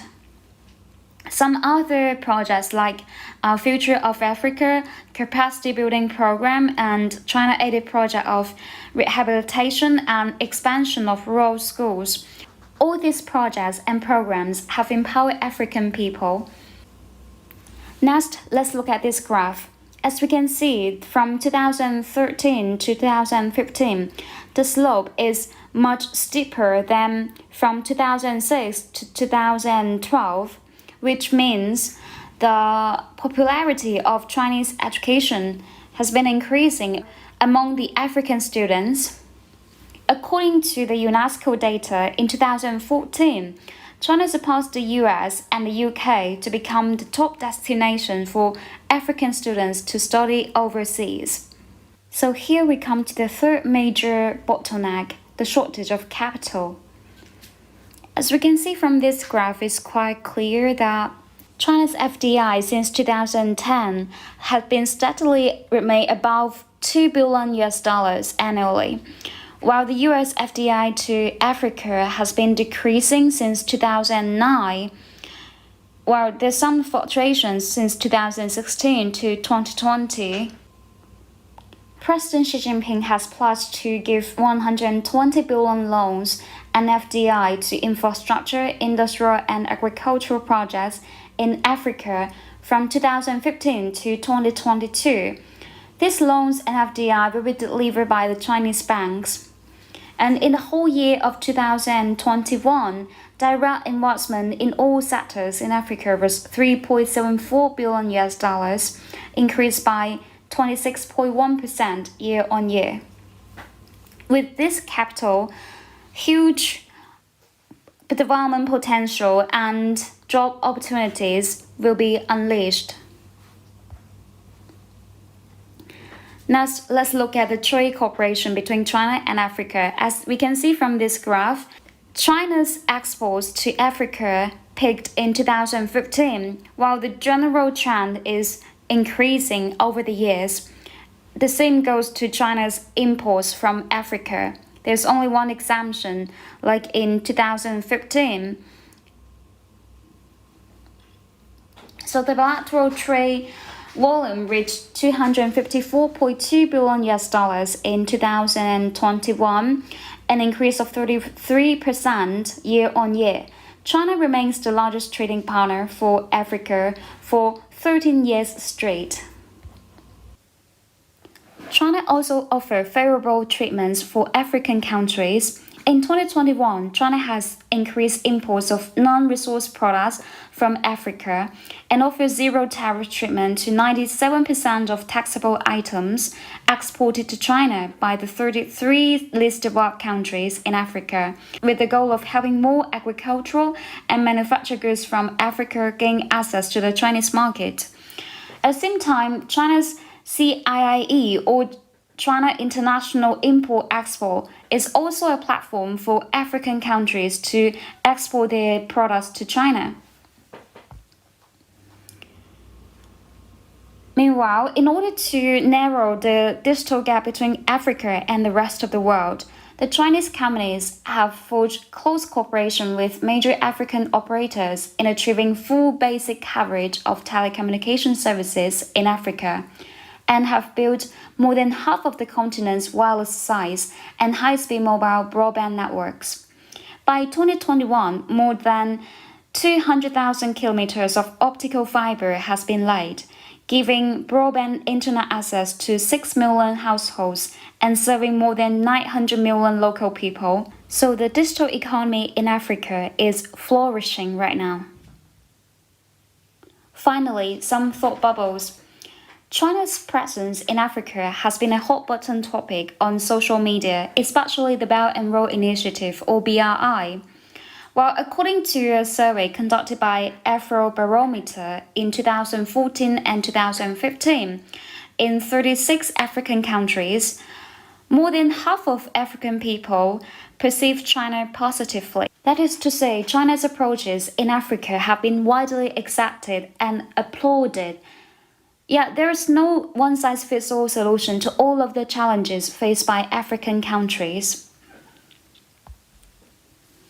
As now we are seeing Africa is heading towards a brighter future envisioned in its Agenda 2063, which aims to build an integrated, prosperous and peaceful Africa driven by its own citizens and representing a dynamic force in the international arena. Therefore, we are calling for more cooperation with Europe, the US, and other countries to seek win-win results there. Thank you.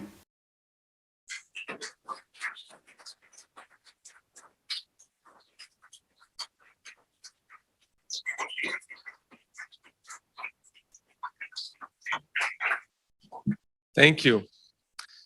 In this final section of our first panel, we're going to play some videos from close collaborators. Actually, well, two remaining. Well, let me play this one, which is a video that comes from France, from our very good friends there with Solidarité et Progrès, led by Jacques Cheminade. And this video is put together by Sebastian Lantrade and Shirin Sultan. Hello, everyone, and thank you for International Schiller Institute for giving us the floor in this important conference.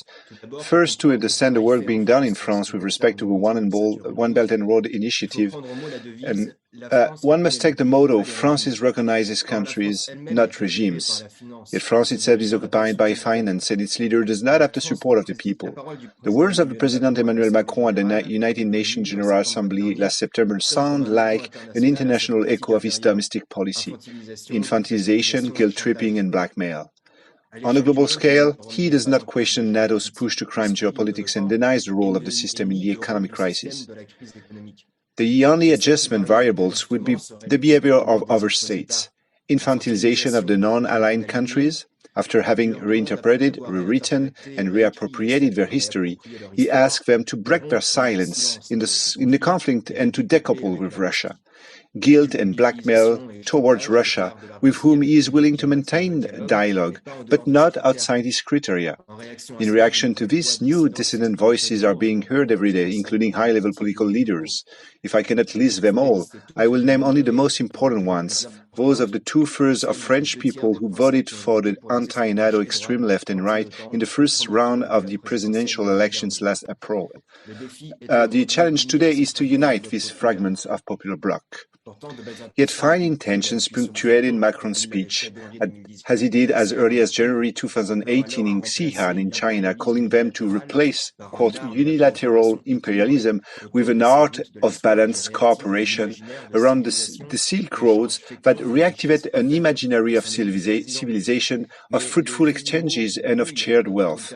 But the pretty words blur our perception of France's policies, which is actually incapable of committing itself to the necessary level of the Belt and Road Initiative being locked into the European Union, the dollar system, and the imperatives of the Green Deal. Nevertheless, the potential remains to participate in the Belt and Road Initiative. Our technological know-how in nuclear energy is precious. Our thoughts are with Bernard Bigot, Director General of the International ITER Nuclear Fusion Research Project, who passed away this year. We pay tribute to him for his participation a year ago in a conference of the Schiller Institute, and for having breathed new life into ITER, and for having interested young people in science. Second, de Gaulle's thought, which is no longer to be introduced, is still alive not only in sovereignist circles of all political origins, but even more so in the patriotic instinct of the people to rise up against supranationalist impulses. Our avant-gardism is multi-secular, both in technological innovations and in the intermodality of infrastructures. The Bretton Woods system made the post-war period conducive to reconstruction, and thus allowed all these resources of the French tradition to converge in Gaullian indicative planning, an economy beyond the reach of the models of economic dictatorships, characteristic of the Cold War blocs. Ultra-liberal, ultra-capitalist bloc on one side, predatory monopolies created by market games on the one side, and communist Soviet bloc on the other. The central state decides and controls everything, leaving no room for private companies, citizens, local elected officials, etc.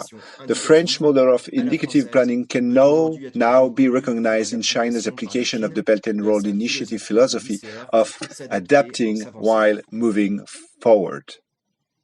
We see this potential that we are revitalizing in our actions here in France. On the one hand with the Schiller Institute France, but also through the campaigns of the political movement Solidarité et Progrès, whose president and founder is none other than former presidential candidate Jacques Cheminade.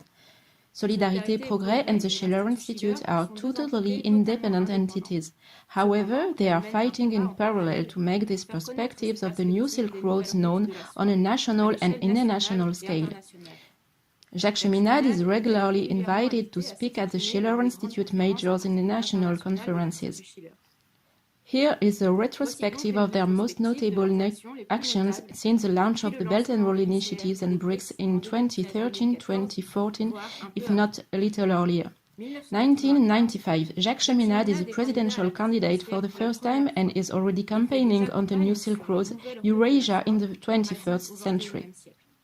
2003, LaRouche's youth movement goes on a tour of France and organizes daily debates in the public square on the subject of the new Bretton Woods and mobilizes for Lyndon LaRouche's candidacy for the American presidential elections. Many young people became involved, the most motivated of whom ran in all the elections that followed in France under the Solidarité et Progrès banner. Here are a few examples. 2004, they awakened the European campaign with the Eurasian land bridge. 2007, at the legislative elections, they summoned the famous Rosie the Rifter from Roosevelt's New Deal to put Eurasia on the job. 2014-2015, the municipal and departmental elections are their first opportunity since the birth of the BRI and the advent of the new world of the BRICS to decline these issues locally. Their visuals circulate even in high school, where their map of the new Silk Road serves as a support for geography teachers who want to be as up-to-date as possible. June 2015, the Schiller Institute successfully brings together 500 participants in Paris for a conference entitled Rebuilding the World in the Age of BRICS. 2017, as the BRI expands to almost every continent, it is at the legislative elections that SCP candidates are again present to prevent France from missing out on history. November 2018, 4 years after the publication of the very first version in English of the Schiller Institute's comprehensive report, The New Silk Roads Become the World Land Bridge, this work is presented in Paris before 100 people, including embassy representatives. It is still today the only existing document that brings together so many projects from all continents launched in the early days of the initiative led by China, and shows through numerous maps and small details the concrete development aspect of the countries concerned. A proactive lobbying is also conducted around infrastructure projects from which France would greatly benefit, such as the Aropa port complex, the train of the future space train, or the Seine-Nord-Europe Canal.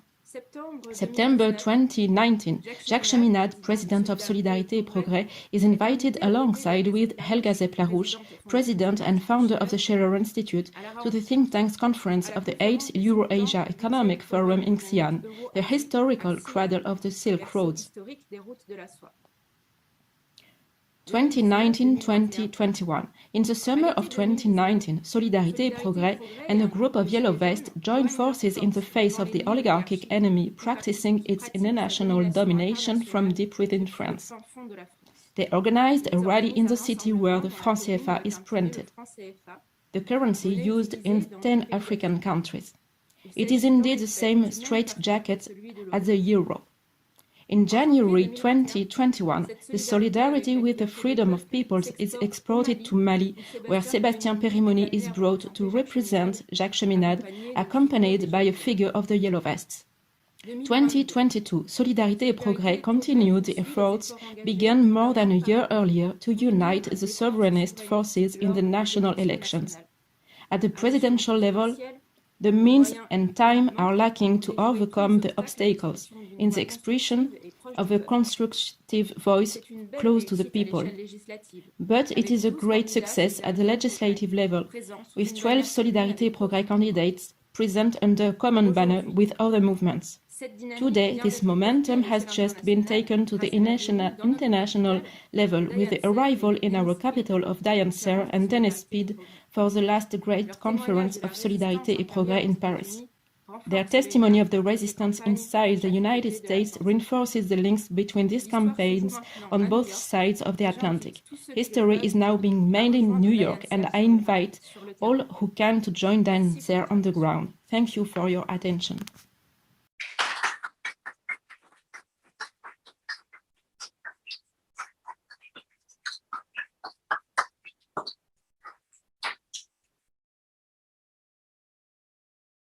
Thank you so much, Sebastian and Shireen, for that very informative presentation.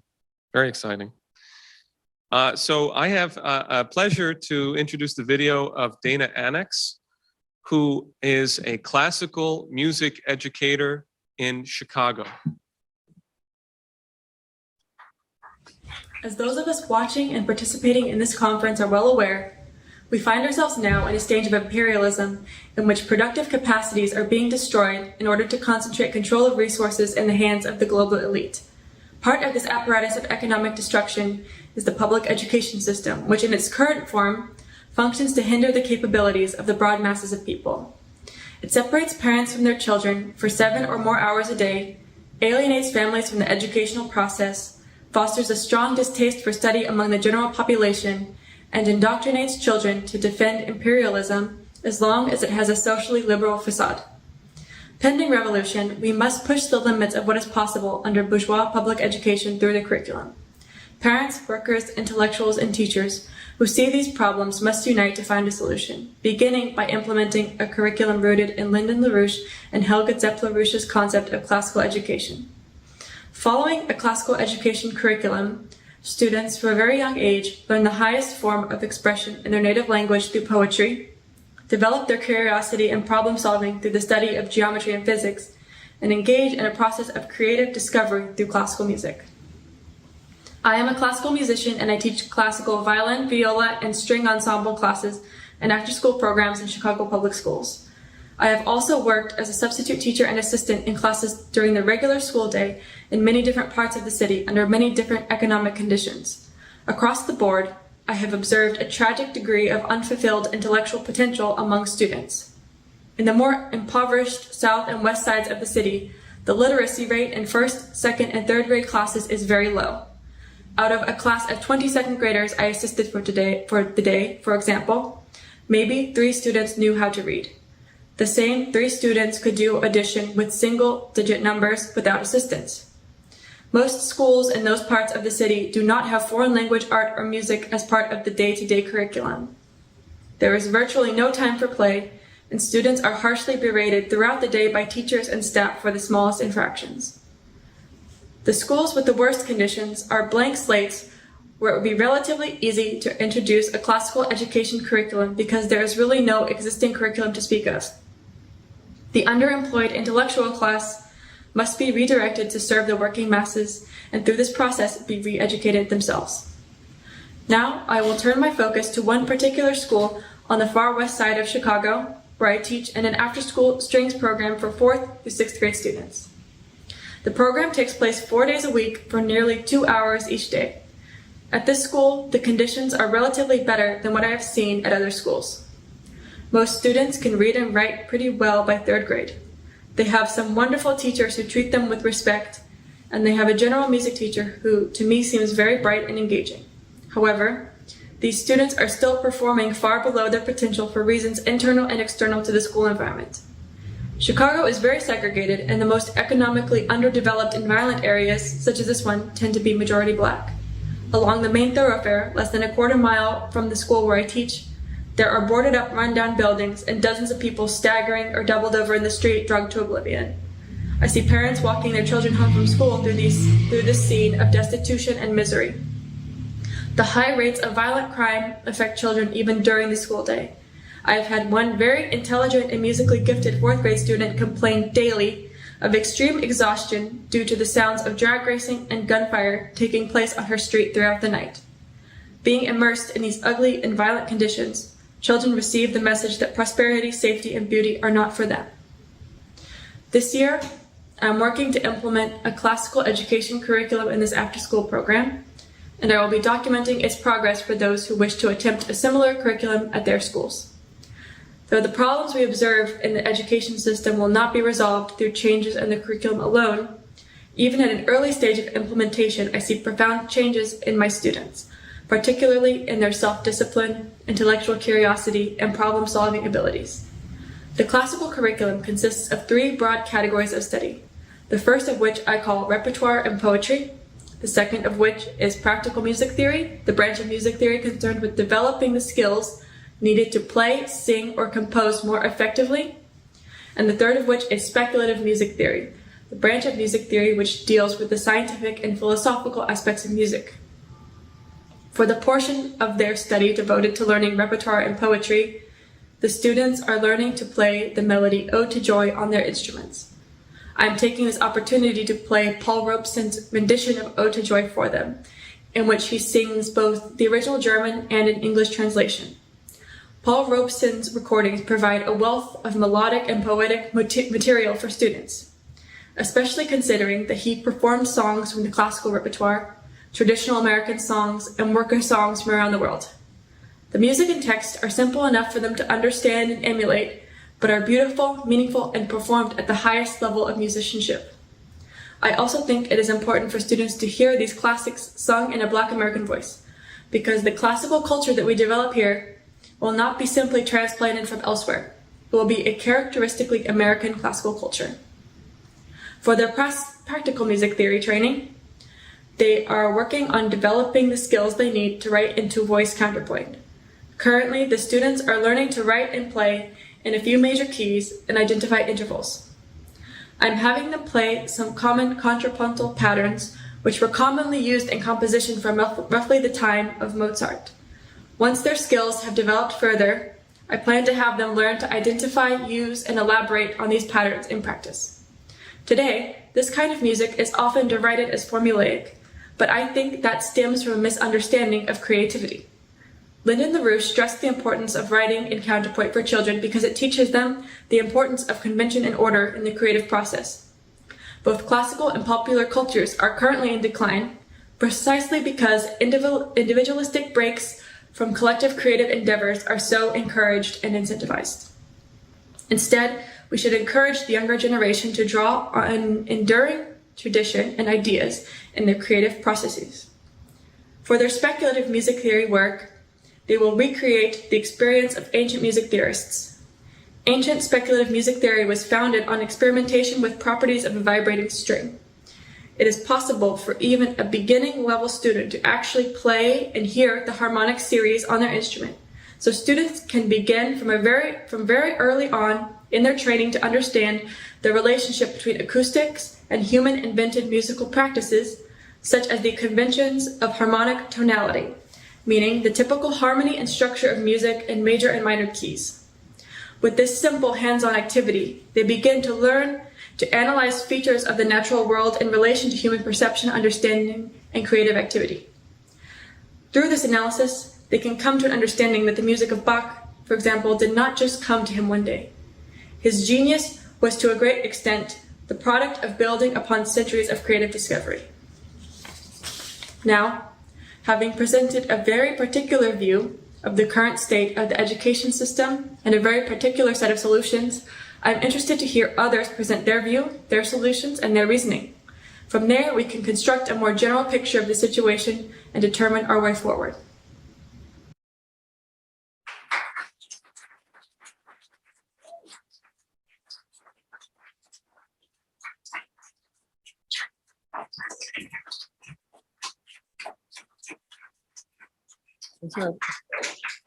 Thank you, Dana. And she will also be joining us along with our previous speaker, previous video contributor for the Q&A. So we're going to finish up our panel with two speeches. And the first of them is by Nicholas Holman. He's a member of the LaRouche movement.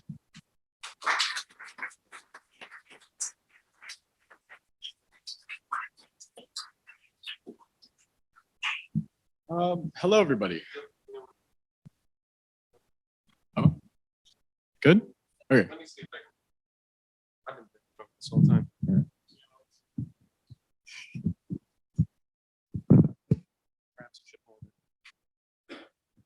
Okay, so I'm trying to persuade you all to read some philosophy, and I want to start off by saying what philosophy is and why it's beneficial. Maybe a lot of you don't have a lot of free time. You think, well, you've got to save the world. What does learning some arcane philosophy have to do with that? A lot of obscure and unusual professors in our schools today think that a philosopher contributes best to the world through pragmatism and through skepticism. That is, an idea is presented and a philosopher disputes it, tells you why it's false, why you shouldn't do that. This is not this is not what I'm encouraging you all to do. And it's also extremely alien to the examples of philosophy that we find in classical literature, and even to the actual meaning of the word. The word philosophy is the combination of two words. They're Greek words, philos and sophia. That means that they're love and wisdom. And a lot of people say that. I think they say that in every philosophy 101 class, but they rarely stop to explain what it means. See, anybody who doesn't love something, clearly not a philosopher.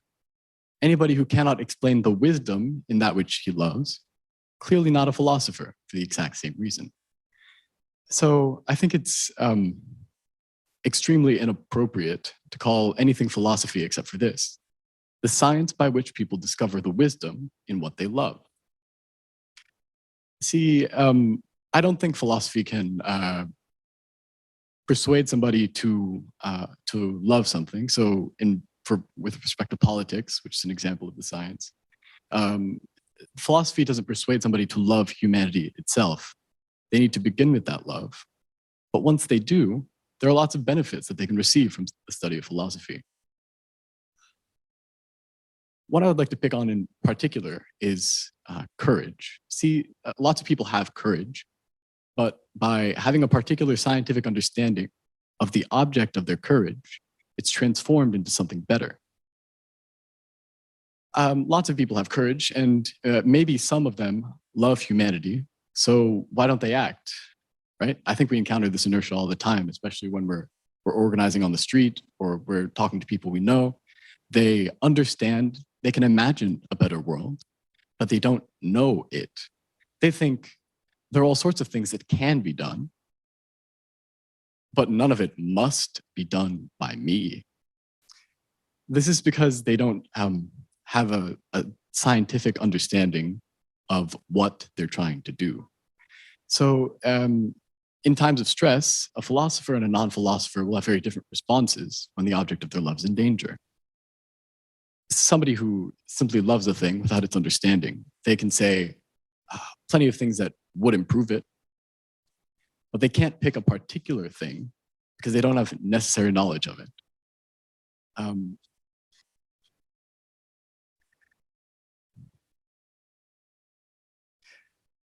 What I'm trying to say is that the philosophy takes their courage, and by saying what it necessarily requires in order to, what it needs to provide to the object of its love, or what the object of the philosophical study is, it transforms courage, which it can be acted upon or it cannot be acted upon.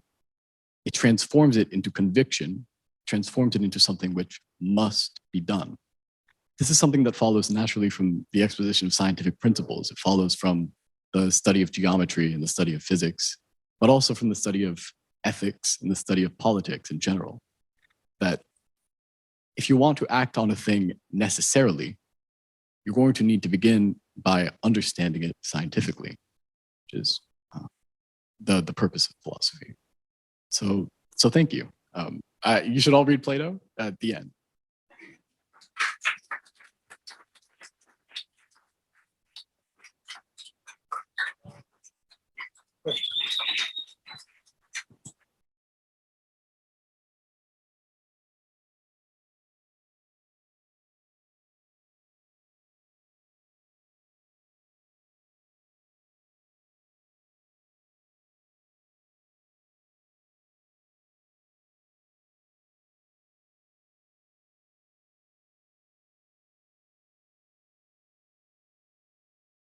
Sorry, I thought I was putting it in here. I should be quiet. Thank you very much, Nick. And I want to point out to people that you can go into, I think we have it right near the end. Yeah, the last page of the pamphlet has a short paragraph or two written by Nick in which he proposes particular Platonic dialogues that you can start with or that you can study even if you've already studied them before. So, thank you, everyone.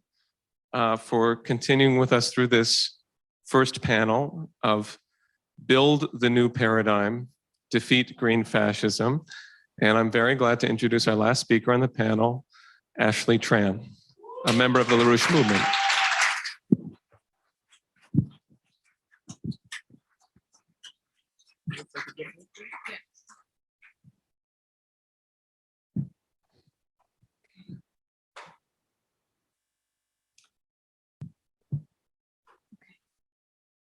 So right now, the world is on the brink of nuclear catastrophe, now more than ever before. Each week, there are new developments of NATO terrorist attacks, the bombing of Nord Stream 1 and 2, the bombing of the Crimean Bridge, and the creation of the Ukrainian kill list, which features over 25 members of the Schiller Institute. With the threat that we face today, it is imperative to honestly investigate the root cause of this crisis. A theory that has been presented in the mainstream media is one that is called the 1619 Project, that the founding of the American Republic was in response to the British Empire's gradual abolition of slavery. Is this true? Is this theory, which is currently being used to justify the complacency of our White House leaders to the degradation of America, is this conception of our country based on the same theory that is now the supposed root of our destruction? An honest look at our founding documents is necessary to investigate this question. First, we must address the Federalist Society as a fraud. They claim that they trace their lineage from the likes of Alexander Hamilton. But if so, where is our Hamiltonian banking system? Where is our national bank? Rather, our policies can be traced back to those that are in opposition to Hamilton. British thinkers like Martin Van Buren, Andrew Jackson, and Thomas Jefferson. These are not Hamiltonians, but British agents.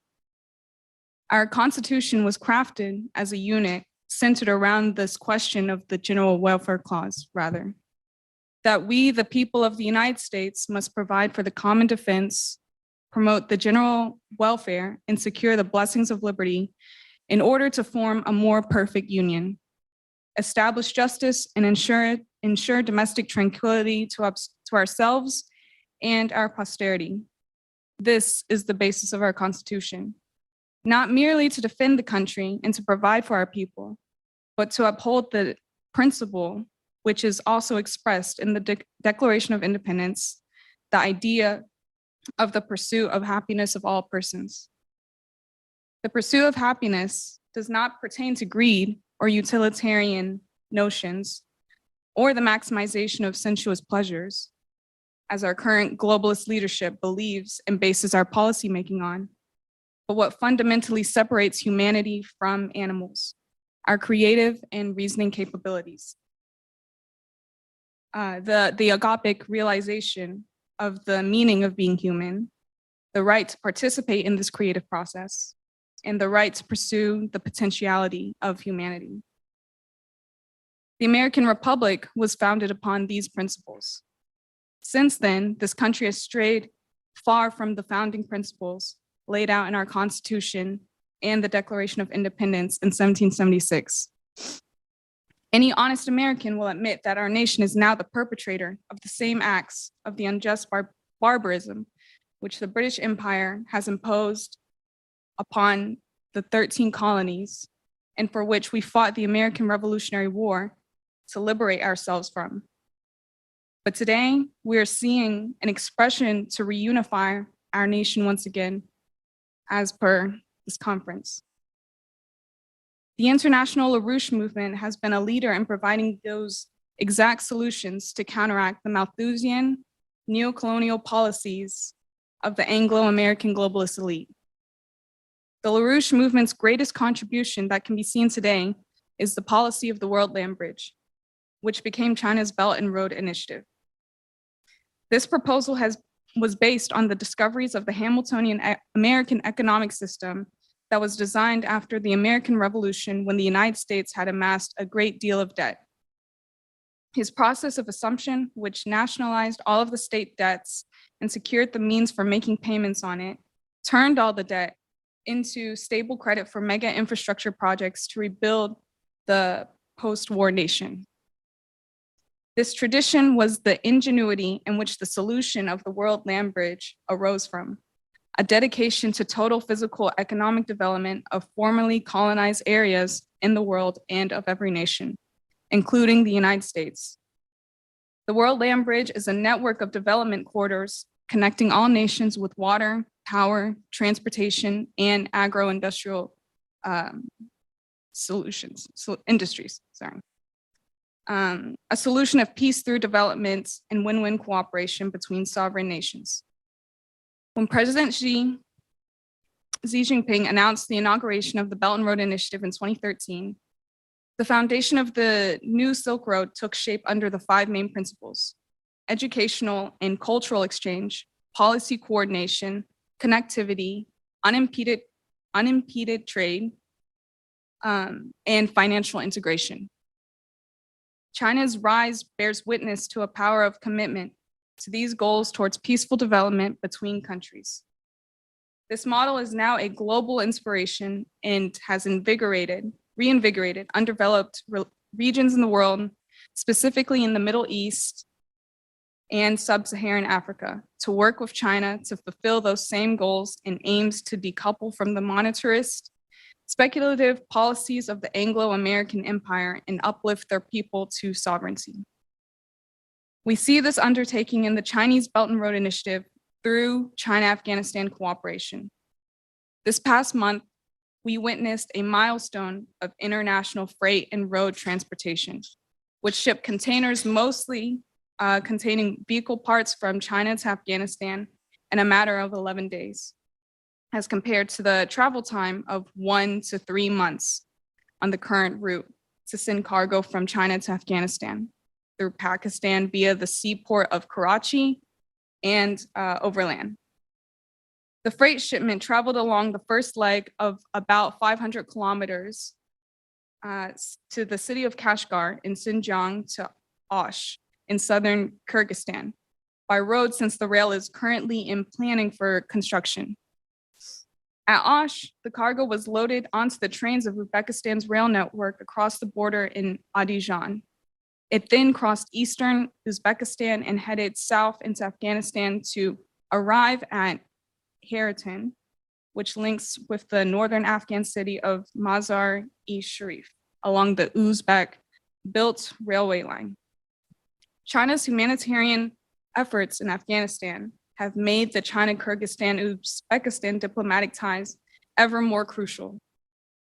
In Xi's letter published in Uzbek media prior to the summit of the Shanghai Cooperation Organization in Samarkand, he emphasized the importance of the infrastructure projects that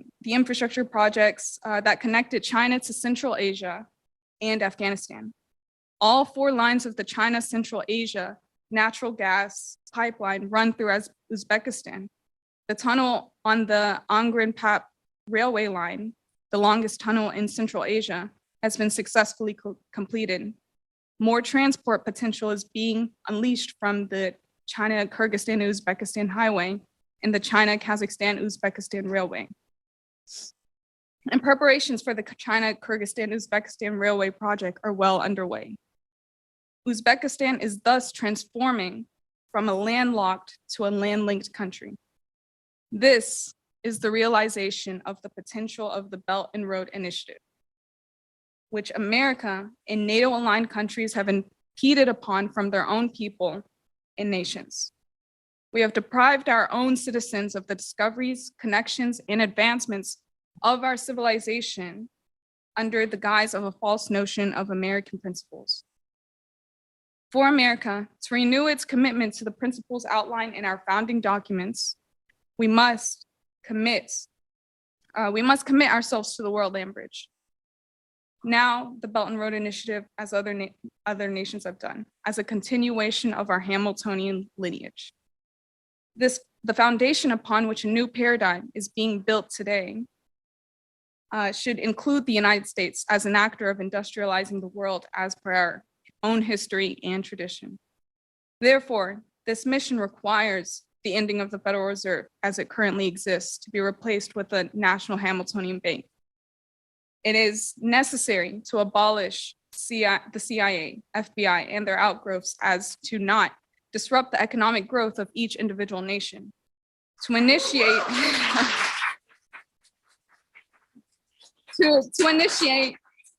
to initiate a new cooperative and diplomatic relationship with developing nations, it is imperative that we leave the NATO and G7 blocs, which have been the sources of the barbaric Malthusian policies. It is only with a central vision of the world land bridge that the American people will continue to fulfill a true pursuit of happiness. Thank you.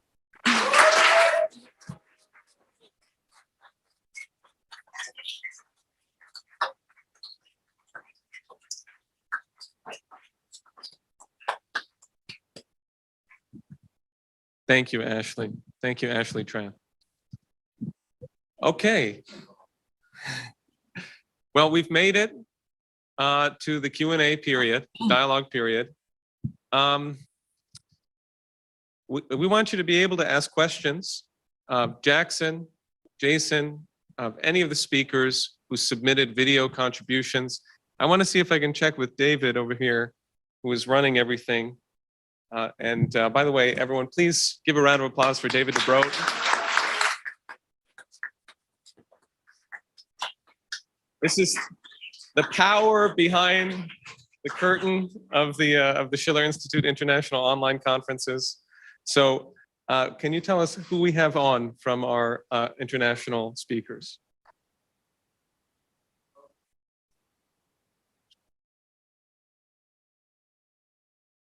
Excellent. And Dana's on too. Very good.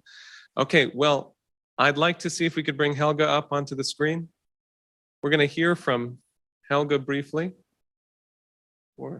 Hello, Helga. Would you like to take prerogative here to comment on anything that has been said on this panel?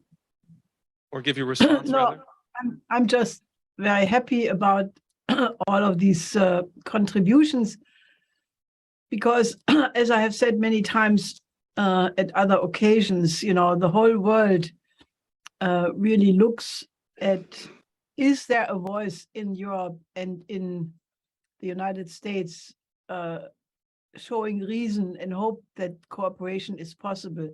And I think especially when young people come forward and, you know, make such clear statements, like, for example, you know, the last speaker, Ashley, just did, or you know, that people are indeed going back to a classical tradition, as Dana did, and all the beautiful speeches by Princey and by the Chinese speaker whose name I unfortunately didn't catch.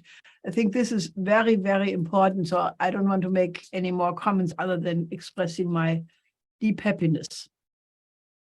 Wonderful.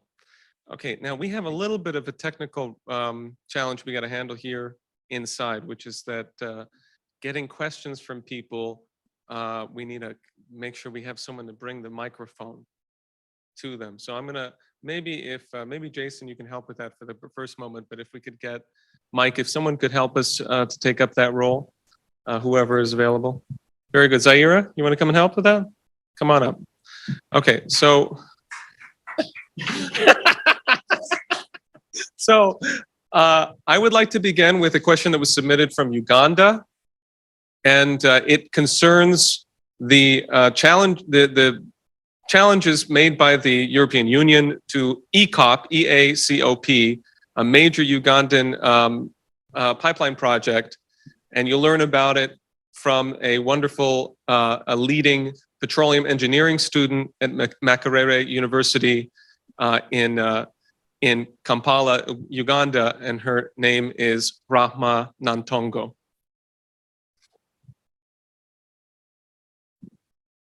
EACOP is a short form for the East African Crude Oil Pipeline, and it's a pipeline that is built, that is connecting the oil wells the oil projects in both Tilenga and Kingfisher from an area called Kabale Hoima up to Tanga in Tanzania.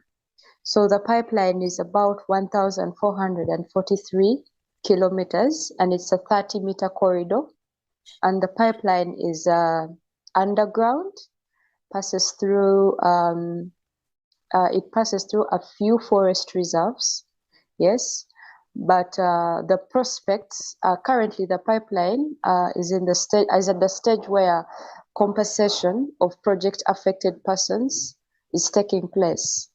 The pipeline, unlike what was pointed out, they had said 100,000 people have been affected by the pipeline, which is not true, but 3,648 persons have been directly affected by the pipeline. Currently, the percentage of compensation that has been completed is about 60%, and no construction can go on until 100% compensation is achieved. But we figured, why don't we have a sort of event which was concluded today, the MPGS Oil and Gas Symposium. I think you've been seeing it running under the hashtag Makerere Oil and Gas Symposium. We wanted to bridge the information gap, which we believe is the source of the controversies, the propaganda, the misconception, and the doubts we have as, of course, Ugandans at large. So when we are seeing, as students of Makerere, we are seeing these steps being taken.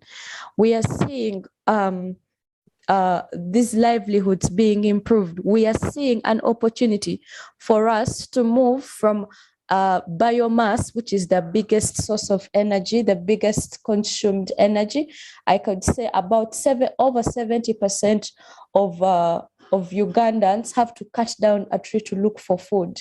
If we are fighting emissions and we have an opportunity to have a supply of LPG that will be from a product of refined Ugandan crude oil, why wouldn't we be in support of something like this? Why wouldn't we have as many sources of energy in our energy mix as we look at transitioning to cleaner energy? We have hydroelectricity as a clean source of energy, but how many people can access it and why? Few people can. We can't afford it. We can't afford it. You can't expect a person who has been cooking from a charcoal, from firewood, to own a gas cooker. The closest they could have a gas cooker or an electric plate, even those who can, there is still a mix, refilling this gas cylinders is expensive on our side. I'm talking now in terms of an average Ugandan in their home. Personally, in our house, we take a while to even refill our gas cylinder when it runs out because it's cheaper to use charcoal. But now imagine we had our own LPG in surplus, it would be at a lower price. Yes, while we are able to access maybe electricity for lights as we use our LPG to cook. We as Makerere Petroleum and Geology Society looked at these enormous benefits. The opposition, the people opposing these projects, raised human rights concerns. They have a right to. There were alleged arbitrary arrests surrounding the ECOP pipeline.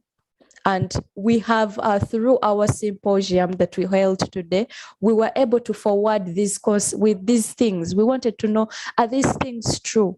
Is it real? And it's nothing of the sort.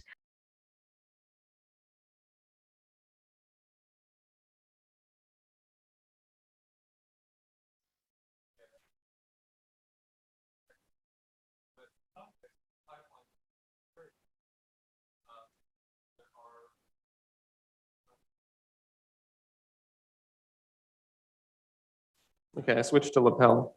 Yeah. So these are excerpts from a longer interview that I did with Rama, which we'll look forward to speaking to her more. Okay, I'm just gonna.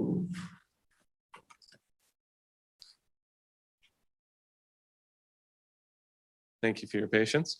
I will look forward to speaking to her more and learning more and working with her. She's one of the people who's pushed the hashtag Youth for ECOP, which is opposing the efforts of hashtag Stop ECOP, EACOP, which is a campaign that has among its supporters organizations that are financed by the US State Department to try to block this pipeline project from being built. And you heard from her, I hope you could grasp what she was trying to communicate, the improvement of life that this project will result in for people in that area. So if there are any of the panelists who would like to comment on this, you're welcome to, including Helga, of course, or anyone, including Shexiu, and anyway, pardon me. In the meanwhile, I'd like to ask you guys who are here in the audience to raise your hand if you'd like to ask a question. And then Zaira will bring it over to you. Looks like Simon over there. Zaira got there first. If you go to Simon up in the front. He's got a fast hand. He was ready. So first off, before I ask my question, I just want to say every single speech so far has just been absolutely spectacular. It's been mind-blowing. This is an amazing event. Truly, truly, truly.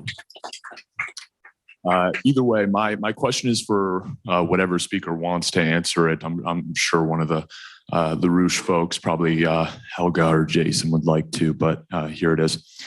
Do you believe that the recent talks of BRICS becoming BRICS Plus, as well as the discussions regarding a commodity-backed international trade currency to subvert the dominance of the US dollar, signal to us that LaRouche's economic predictions are coming true?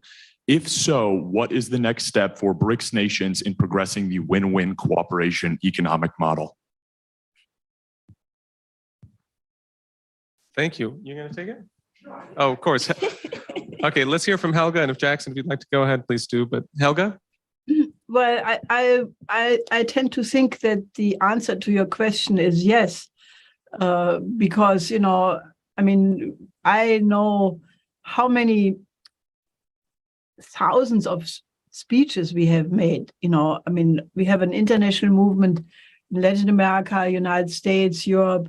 We branch out into the Middle East. I know that in the last, decades, we have made hundreds of conferences and seminars, and it will take the work of a historian to trace back exactly how all of this went into this process. But I think, if you compare the ideas, the commodity-based currency idea, who came up with that? It was Lynn. And thankfully, Sergei Glaziev said it very bluntly. He said, what is being implemented right now with the Belt and Road Initiative is the ideas of LaRouche, and every country who uses these ideas is successful. And obviously, those who don't, look at the condition of Europe, which was so vividly described by Jackson, which I can only agree with. Europe is crashing against the wall right now because they stick to the neoliberal system. So I'm very optimistic, and therefore I think the task is really that we get the people in the United States and in Europe to just stop this idiotic geopolitical confrontation and say, look, your system is not working out. There is a system emerging right now which is doing everything right for the people of the countries who participate. Why don't we just cooperate and stop this confrontation? And I think if there is a powerful voice emerging, especially from young people, but young people catalyzing farmers, trade unionists, just reaching out to absolutely everybody. And, I would like later on to say something about this idea of a movement of world citizens. I think we are on the verge of winning this. So I'm actually very confident that it can be done. Thank you, Helga. Let's go to another question here. Let's see. I reserve the moderator's right to choose. Okay, but let's go up here to the front. Oh, there's someone already. Oh, sorry, I couldn't see. Thank you, Daniel. Okay, hello. Hi, my name is Irving Lee. I'd like to thank the Schiller Institute for organizing this conference, and I see there are plenty of activists here that we can talk and meet and discuss strategy and politics. I know the emphasis of this conference is to focus on the World Economic Forum and the globalist and green fascism, but here in the States, it's clear to me that the dominant force politically that's driving U.S. foreign policy, of course, is the deep state or national security state. And that all roads to political power means that we have to overturn the deep state. And it's clear that I call them the Anglo-Zionists, because obviously the Zionists in the United States have played a big role in implementing the policies of British Empire concepts in this country. And I think the focus right now for the American public is to challenge this power that controls both parties, and that we need to unite and build a united front in order to transform America and reestablish the republic. So that's a question, I guess, a topic for discussion. Thank you, Irving. Given the sound situation here, which we'll try to address this for the second panel, I'd like to ask anyone who'd like to speak to come up. Jackson, if you'd like to respond, would be very much invited.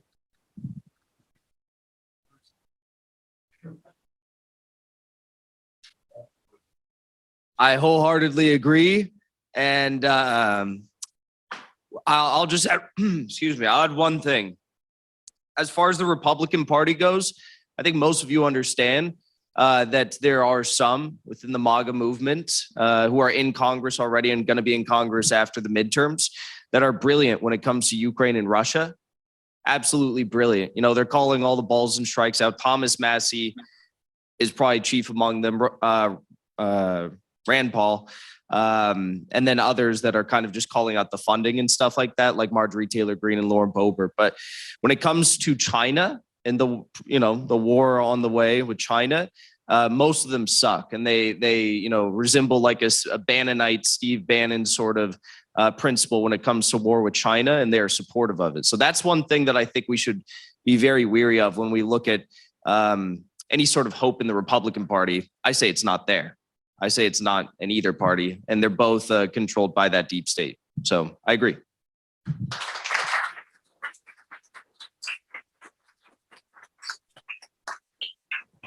Thank you very much. I'd like to, I'm looking especially for youth voices who would like to participate in this conference.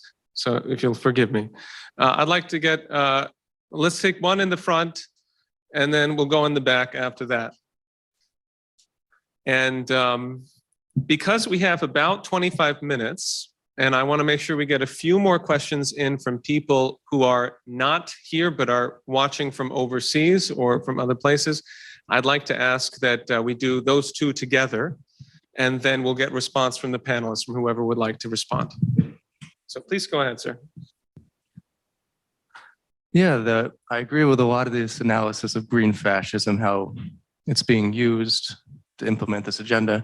But I was wondering if anyone might be able to address, it seems like China is making a transition to green energy and a lot of, so what is going on there? What is the reality of the threat that they say we're being faced with? Jason Ross, you said it's often hard to know what the truth really is, and that's what we should do. So I was wondering if anyone might want to address that. Thank you so much. Let's hear the other question, and then we'll get a response to the both of them. I think that's a very important question for us to discuss here. In the back, yes, all the way. All right, good morning. It's morning, yeah? Okay, it's afternoon. So I'm from Dominican Republic. I love United States, and I'm agree with 90% of the things that we're saying here, but I'm concerned just a little thing about China, and I would love to know what they want to say about it. Because the things that we love about the United States are their values, freedom of speech, religion, that kind of things. So I saw a lot of proposals to solutions in cooperation with China. But how do we trust, or how I trust, in a country where their values are not shared? And I I see a loss or less transparency and things like that. I would love to know how Americans, how United States people will search for a solution to all these important problems, but a good solution with also taking care of that things. Thank you. Thank you. Thank you very much. Okay. I appreciate every contribution, every comment that people have to say here. So I'd like to make sure that Helga gets a chance to respond to this. Also, Jason, I think it'd be very valuable if you came up. And then after this round of questions, I'll make sure that we get some questions for our other panelists who are available on Zoom, but it's kind of tough because you can't see them. So I'll make sure of that. Please go ahead, Helga. Well, I think that the question as you asked it reflects, and I hate to say that, a lot of the mainstream bias against China. And I can only tell you what you need to judge a country is the vector of development. You know, first of all, you have to think about China not from the standpoint of these labels like freedom of speech, transparency. These mean very little. I mean, I tell you, after I've seen how the United States and Europe and NATO countries have treated Afghanistan, I can't hear these words, democracy and human rights, anymore, because, you know, here is a country which had 40 years of war. And, you know, what they did after the Taliban took over was to absolutely drive the economy into the ground with threat to millions of people. And then say, we have to have these values. It's not true. I mean, this would require a longer discussion, but I'm perfectly happy to have it with you afterwards in written form or whatever. The point is, look at China as it is. It's a 5,000-year-old culture. It is incredibly rich. Most people, when they talk about China, have absolutely no idea how beautiful this culture is. The poetry, the painting, the philosophy, Confucius, the many, many cultural goods which China has contributed. And if you look at the miracle which the Communist Party, and I say that because probably some people are fainting now, but the Communist Party has led this country to the biggest economic miracle in history, bigger than the German economic miracle after the post-war period. They lifted 850 million people out of poverty. They have eradicated extreme poverty by the end of 2020. They have reached out to the developing countries, offering them for the first time the hope to overcome the poverty and underdevelopment left to them by the colonial system, which goes on to the present day. So don't tell me about lack of transparency. What China is doing is the vector of development for China and for the whole world has been upward and positive. And the country which eliminates so many people from poverty has done more for human rights than anybody, especially if you look at the example of Afghanistan, which I really would like to elaborate more, but the time doesn't allow. So I challenge the question you are asking. I don't blame you because you're just the typical victim of the mass media. I have been in China the first time in 1971, and I have been there many times since. And I can tell you, it is not a miracle that something like 80 or 90% of the people agree with the government. They feel confidence in the government, and maybe 30% in the US, and by now maybe 10% in Germany feel trust in the government. So I would really like to challenge you and deepen this discussion, because the very question you ask reflects all these prejudices which are pre-war propaganda and are not real, and they're not based on facts. So maybe we continue this discussion beyond this format.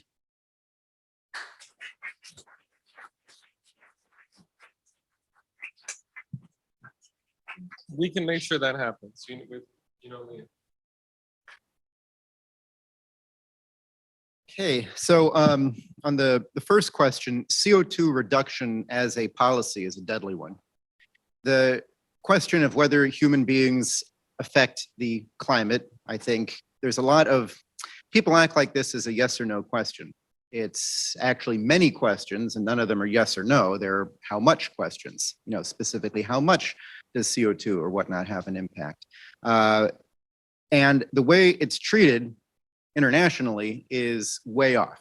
So essentially, there's this huge risk being presented that CO2, climate change is going to destroy everything. And the best way to protect ourselves against floods, rising sea levels, they're not rising, against natural disasters, that the best way to protect ourselves against these things is to stop existing and stop developing. And then to build sources of power that are ineffective so that people are poor right now. Now, if I would like to protect people from environmentalism. That is a big threat. Energy poverty, that's a big threat to people. But also, the best way to defend yourself against natural disasters is to develop. Deaths due to natural disasters.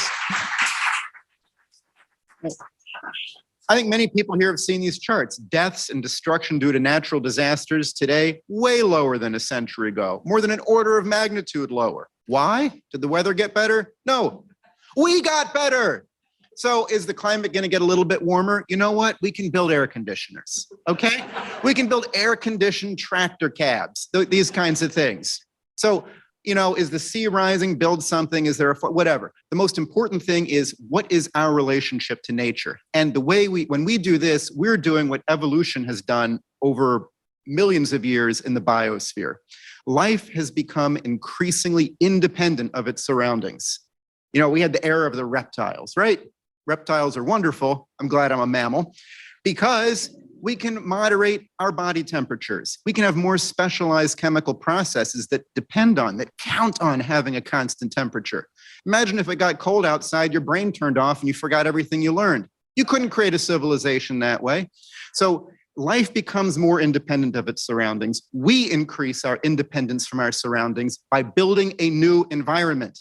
Walk outside. What's the environment you interact with? Subway systems. We have power. We have water pipes. We have sidewalks. We've got roads. We got things like this. What environment does a farmer interact with? Depending on where they are, the availability of irrigation, transportation to move their crops to a market, things like this. So the whole thing is really driven by a desire to stop development and kill people. And I think that it's almost impossible right now to have an actual discussion about what potential actual changes to the climate we're causing. But in any case, the solution isn't to commit suicide right now. Well, I just want to say that we actually on the second panel have Dr. Will Happer, who did his very best to get, from the standpoint of the National Security Council under Trump, to get a national top-level discussion, so-called red team, blue team, on the question of climate and CO2. So he has something. He has a video. He's not going to be live, but you'll hear from. You can look into his work for that particular question. Yeah, I think that's a good answer. But can you say more about? I understood his question to be about China, and what is it? Why is it that? We hear from China that they're doing a green transition too. Right. So China's official policy is that global warming or climate change or whatever you want to call it is an issue and it needs to be addressed. They have been growing in political influence internationally by taking this thing at face value and establishing themselves as a leader in that. I can't read Xi Jinping's mind. I'm not sure how much of this is sort of building up international prestige and leadership by taking it on. There is certainly an awful lot of green energy, intermittent, crappy energy resources that China is building and selling and making plenty of money on. That sounds a little bit crass too. But I believe that there are people there who truly believe this is an issue and are, sort of wanting to be part of a world attempt to address it while not undercutting their own energy supply. They're not planning to reduce CO2 emissions nationally for years from now. They're building plenty more coal plants. They're building nuclear power plants. So, you look at what they're doing also internationally. You go to the World Bank, you want to build a coal power plant? It's a very easy application. They just say no. Simple, saves the paperwork. China, they're not like that. They're still willing to finance energy projects that countries choose that they want to build. And they're not refusing to fund it as these Western financial institutions are doing. So the existence of huge Chinese funding, tens of billions of dollars in foreign direct investment into countries in Africa over the past 2 decades, for example. The Asian Infrastructure Investment Bank, which has a capitalization, I think, about 1/3 of the World Bank's. It's significant. These are new platforms for lending. And just recently, the British, in the London Economist, which is like the worst magazine in the world, they published a special report and they said, this is terrible. China gives loans for projects, but they don't include the NGOs. They say, we've been insisting that if you want a loan for a project, you've got to talk to all the NGOs first and get their permission. And that's how they, exert their influence over things. So they literally said, this is, pulling back decades of progress now that China just gives a loan based on the actual thing they're loaning the money for. And they're openly complaining about this. So I would say those are some of the actions that China's taking with its feet that you should look at in addition to what it's saying.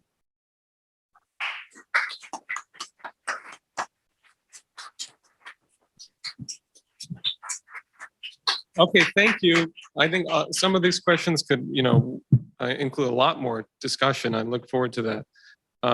So we have about 15 minutes left in the Q&A, and we have wonderful panelists on who gave fantastic contributions to this conference on by Zoom. So I'd like to see, can we bring up Princey? Hi, Princey, how are you? I'd like to see if anyone here. Hi, greetings everyone. I'm fine, thank you so much. Right. Okay, so I'd like to solicit questions from the audience for Princey. And if we have 1 or 2, that'd be great. And I have another question that came in by writing that I'd like to pose. Yes, sir. Go ahead. Oh, wait for the microphone here. Thank you, Zahira. But the people on the Zoom need to hear you. Thank you, beautiful. Erebos from the People's Party. My question for Princey, where did she go? Could she hear me? She can hear you. We're just, yeah.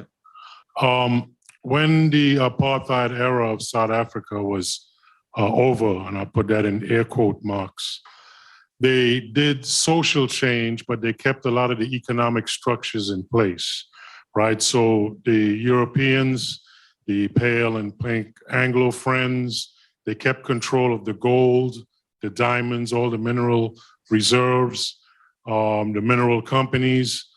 Has there been any transition back into getting ownership of that, like as opposed to what the president in Zimbabwe did, which he just kicked out all the white people and said, well, we're taking back our stuff, and that's it.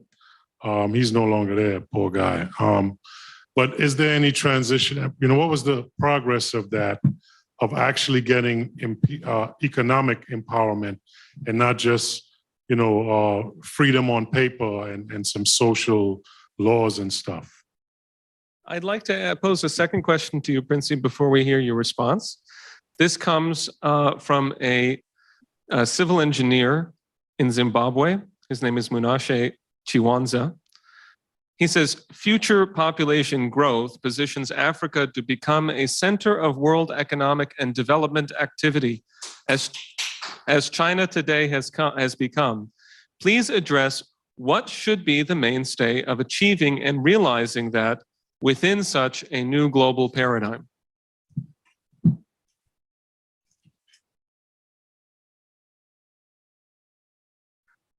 Please repeat the second question for me. I didn't get that. Of course. The gentleman says, future population growth positions Africa to become a center of world economic development activity as China today has become. Please address what should be the mainstay of achieving and realizing that within such a new global paradigm. Thank you so much for those 2 questions. To address the first question about the economic power being transferred to the majority of South Africans, I would say that the government of South Africa has tried to come up with different strategies, such as it's called Black Economic Empowerment. where they try to actually address the issues of, economic power being into the hands of the minority. But those strategies or policies rather have not been implemented at a larger scale, which means that the economy of South Africa is still in the hands of the minority.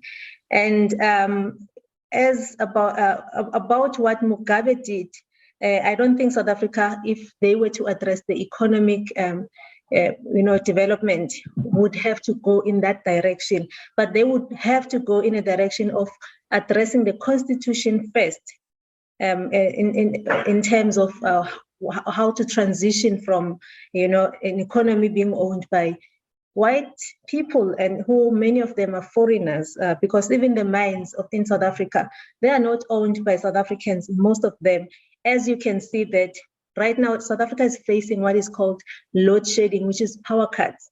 And we are seeing our coal being prioritized to being shipped to the European countries, including Germany, which means that these coal mines really, if they were to be nationalized, which is what I advocate for, to say if they were to be nationalized, maybe if government owns part of it, they would be able to prioritize South Africans instead of prioritizing the Europeans.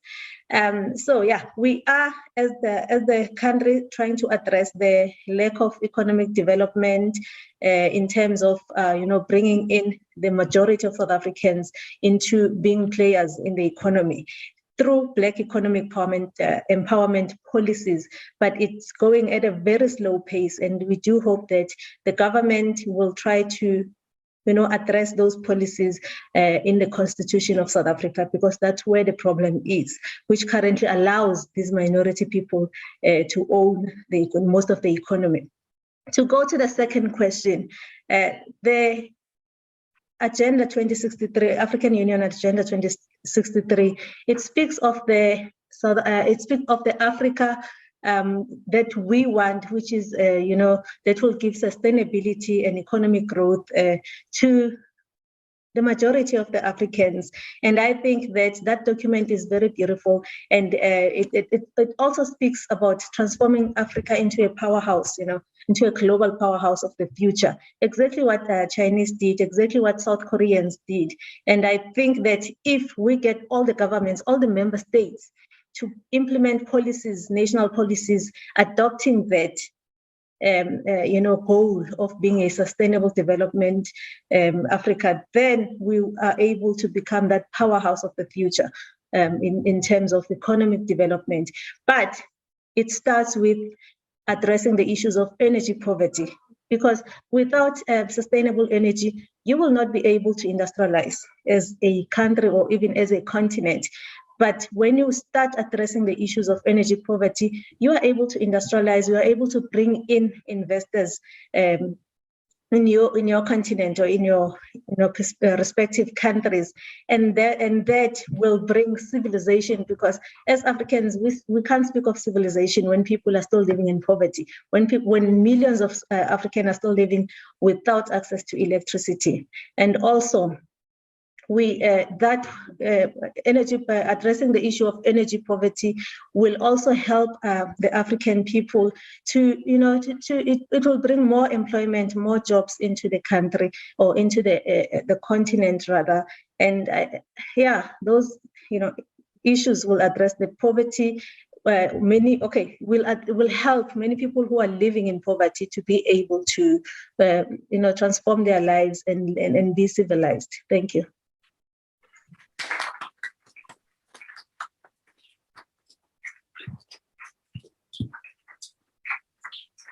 Thank you very much, Princey. For people who would like to follow Princey, you can find her on YouTube, Africa for Nuclear. You can also find her on Twitter. And I hope that we will continue to have a lot of dialogue with you, Princey. It's very important, your contributions to this conference. Thank you. So we have just a few minutes left, and I want to make sure that our final two panelists who have not had a chance to speak get a chance to speak up. I know I have a question for Dana, which I'd like to go to in a minute. It's up here and near the front. And I wonder if I have a question for our for Shexiu. Pardon me. Very good. We have one from over here. So please go ahead, and if I can get in one last question, I will. Okay. And then we'll break for lunch.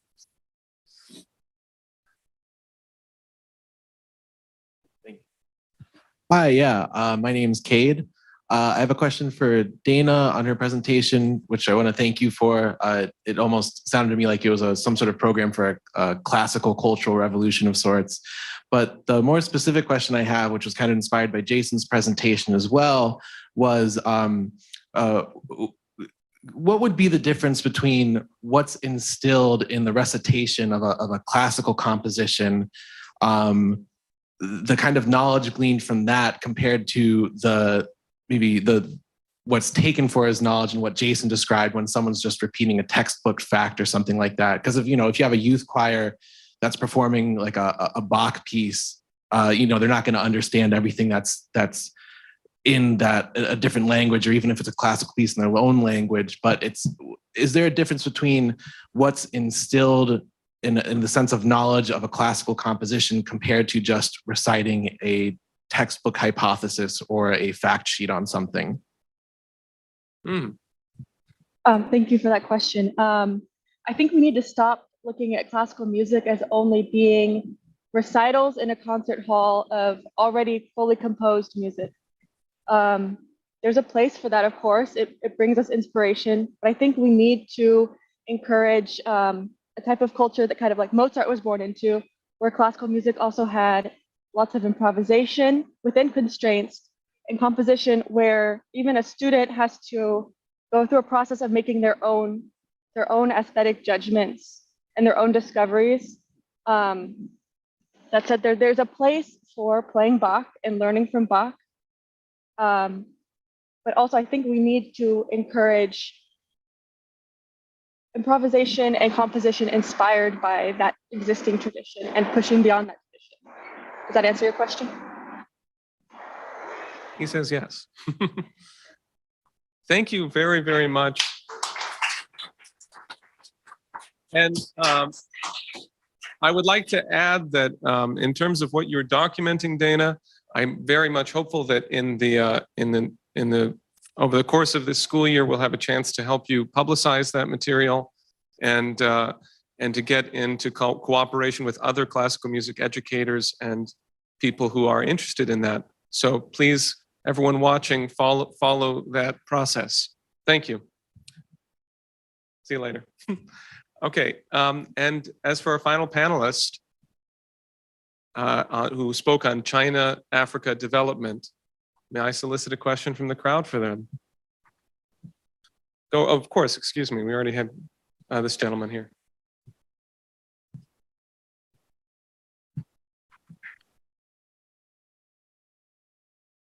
Hello, thank you for your presentation. I enjoyed it a lot, and I think a lot of other people did too.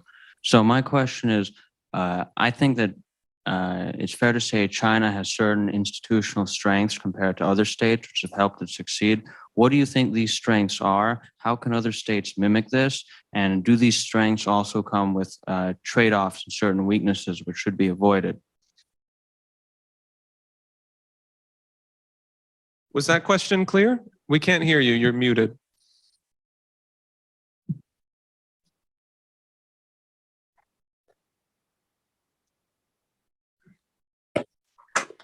Can you hear me now? Yes, we can. Okay, thank you for that question. So I think China and Africa now has a really close cooperation in the infrastructure building projects. And sure, China right now and Africa, they do have some challenges like the cultural differences. Like when they are conducting their projects there, they would find it really difficult to sometimes it's a bit difficult to cooperate with the local people because of the cultural differences and language barriers. As I also did some research in this, China has partnered with a company in Chad.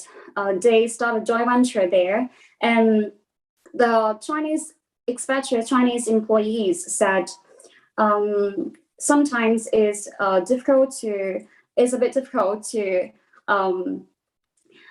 communicate, and due to the language barrier, and sometimes they kind of have the cultural conflicts. So meanwhile, besides this, China absolutely have how Africa improve its infrastructure and connectivity and regional integration. So I think in the future, other states who want to cooperate with Africa, they can do the research first, and then for the following smooth cooperation with Africa. Yes, I hope this answers your question. Thank you very much. And people,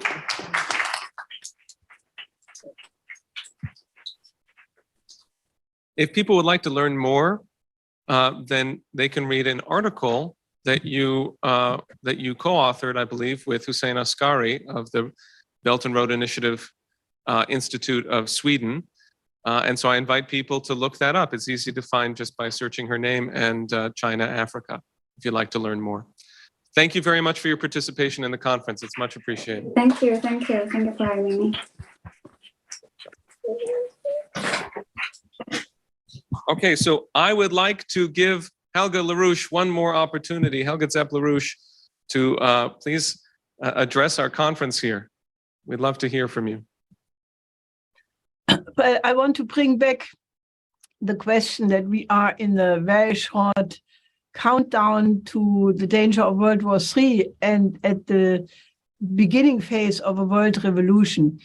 And I want to focus you on the next conference, which will be on the 27th of October.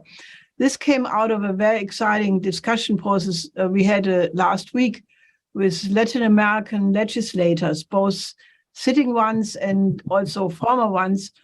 And out of this discussion came the absolute clear recognition that we have to make a huge step forward in the conscience of the people, because if people keep sticking to their cause, their issue, it's not going to be enough. And that we need to train people to think in terms of the new paradigm. The new paradigm, which, you know, is a completely different axiomatic basis of thinking about the world, not in terms of geopolitics, not in terms of a zero-sum game, or not in terms of one group of nations having interests against another group of nations, but that we only will come out of this particular period in history if we get enough people worldwide to make the jump to think as world citizens first, to think from the standpoint of the one humanity first. So this is why we want to have this next conference on the 27th of October. It will be conducted in the venue of the Mexican Congress, because some Mexican congressmen and women are, you know, sponsoring this event. And we are inviting all elected officials, both, you know, present ones, former ones, to participate worldwide. So the more people you can get to just, you know, Zoom, be part of a Zoom conference. But then we also very, very clear, it's not enough to have elected officials. We want to reach out to farmers who are in a revolt right now because they realize that the present policies are crushing farming. We want to reach out to the trade unionists because, as Jackson was saying, all of Europe is right now threatened with the danger to the very existence of the economy. So we should include truckers, fishermen, craftsmen, small and medium industry representatives, just everybody. And I think that if we catalyze in this way the idea of creating a movement of world citizens who demand a different order, who demand a new international security and development architecture, which takes into account the interest of every single country on the planet, then, you know, if you have a chorus of voices of people who say we need a different order, because if we stay in the present constellation, you know, the danger of world war is just too big. So the idea of this conference is to really launch this movement of world citizens. And I would like to ask you to help as much as possible to get as many people as possible of the categories I mentioned, which is practically everybody, to participate and get acquainted with that idea of thinking a new paradigm of the one humanity first. That's what I wanted to say. Thank you very much, Helga.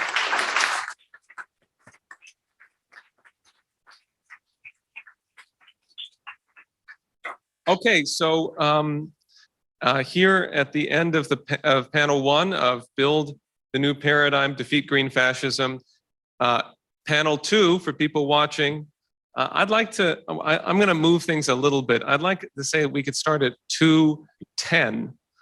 So people have a little bit more time if you want to get out and get some fresh air and then come back in through security. Remember that there will be a lot of security. So if you want to get in at 2:10, then you're going to have to leave, you're going to have to get to the door by at least like 1:55.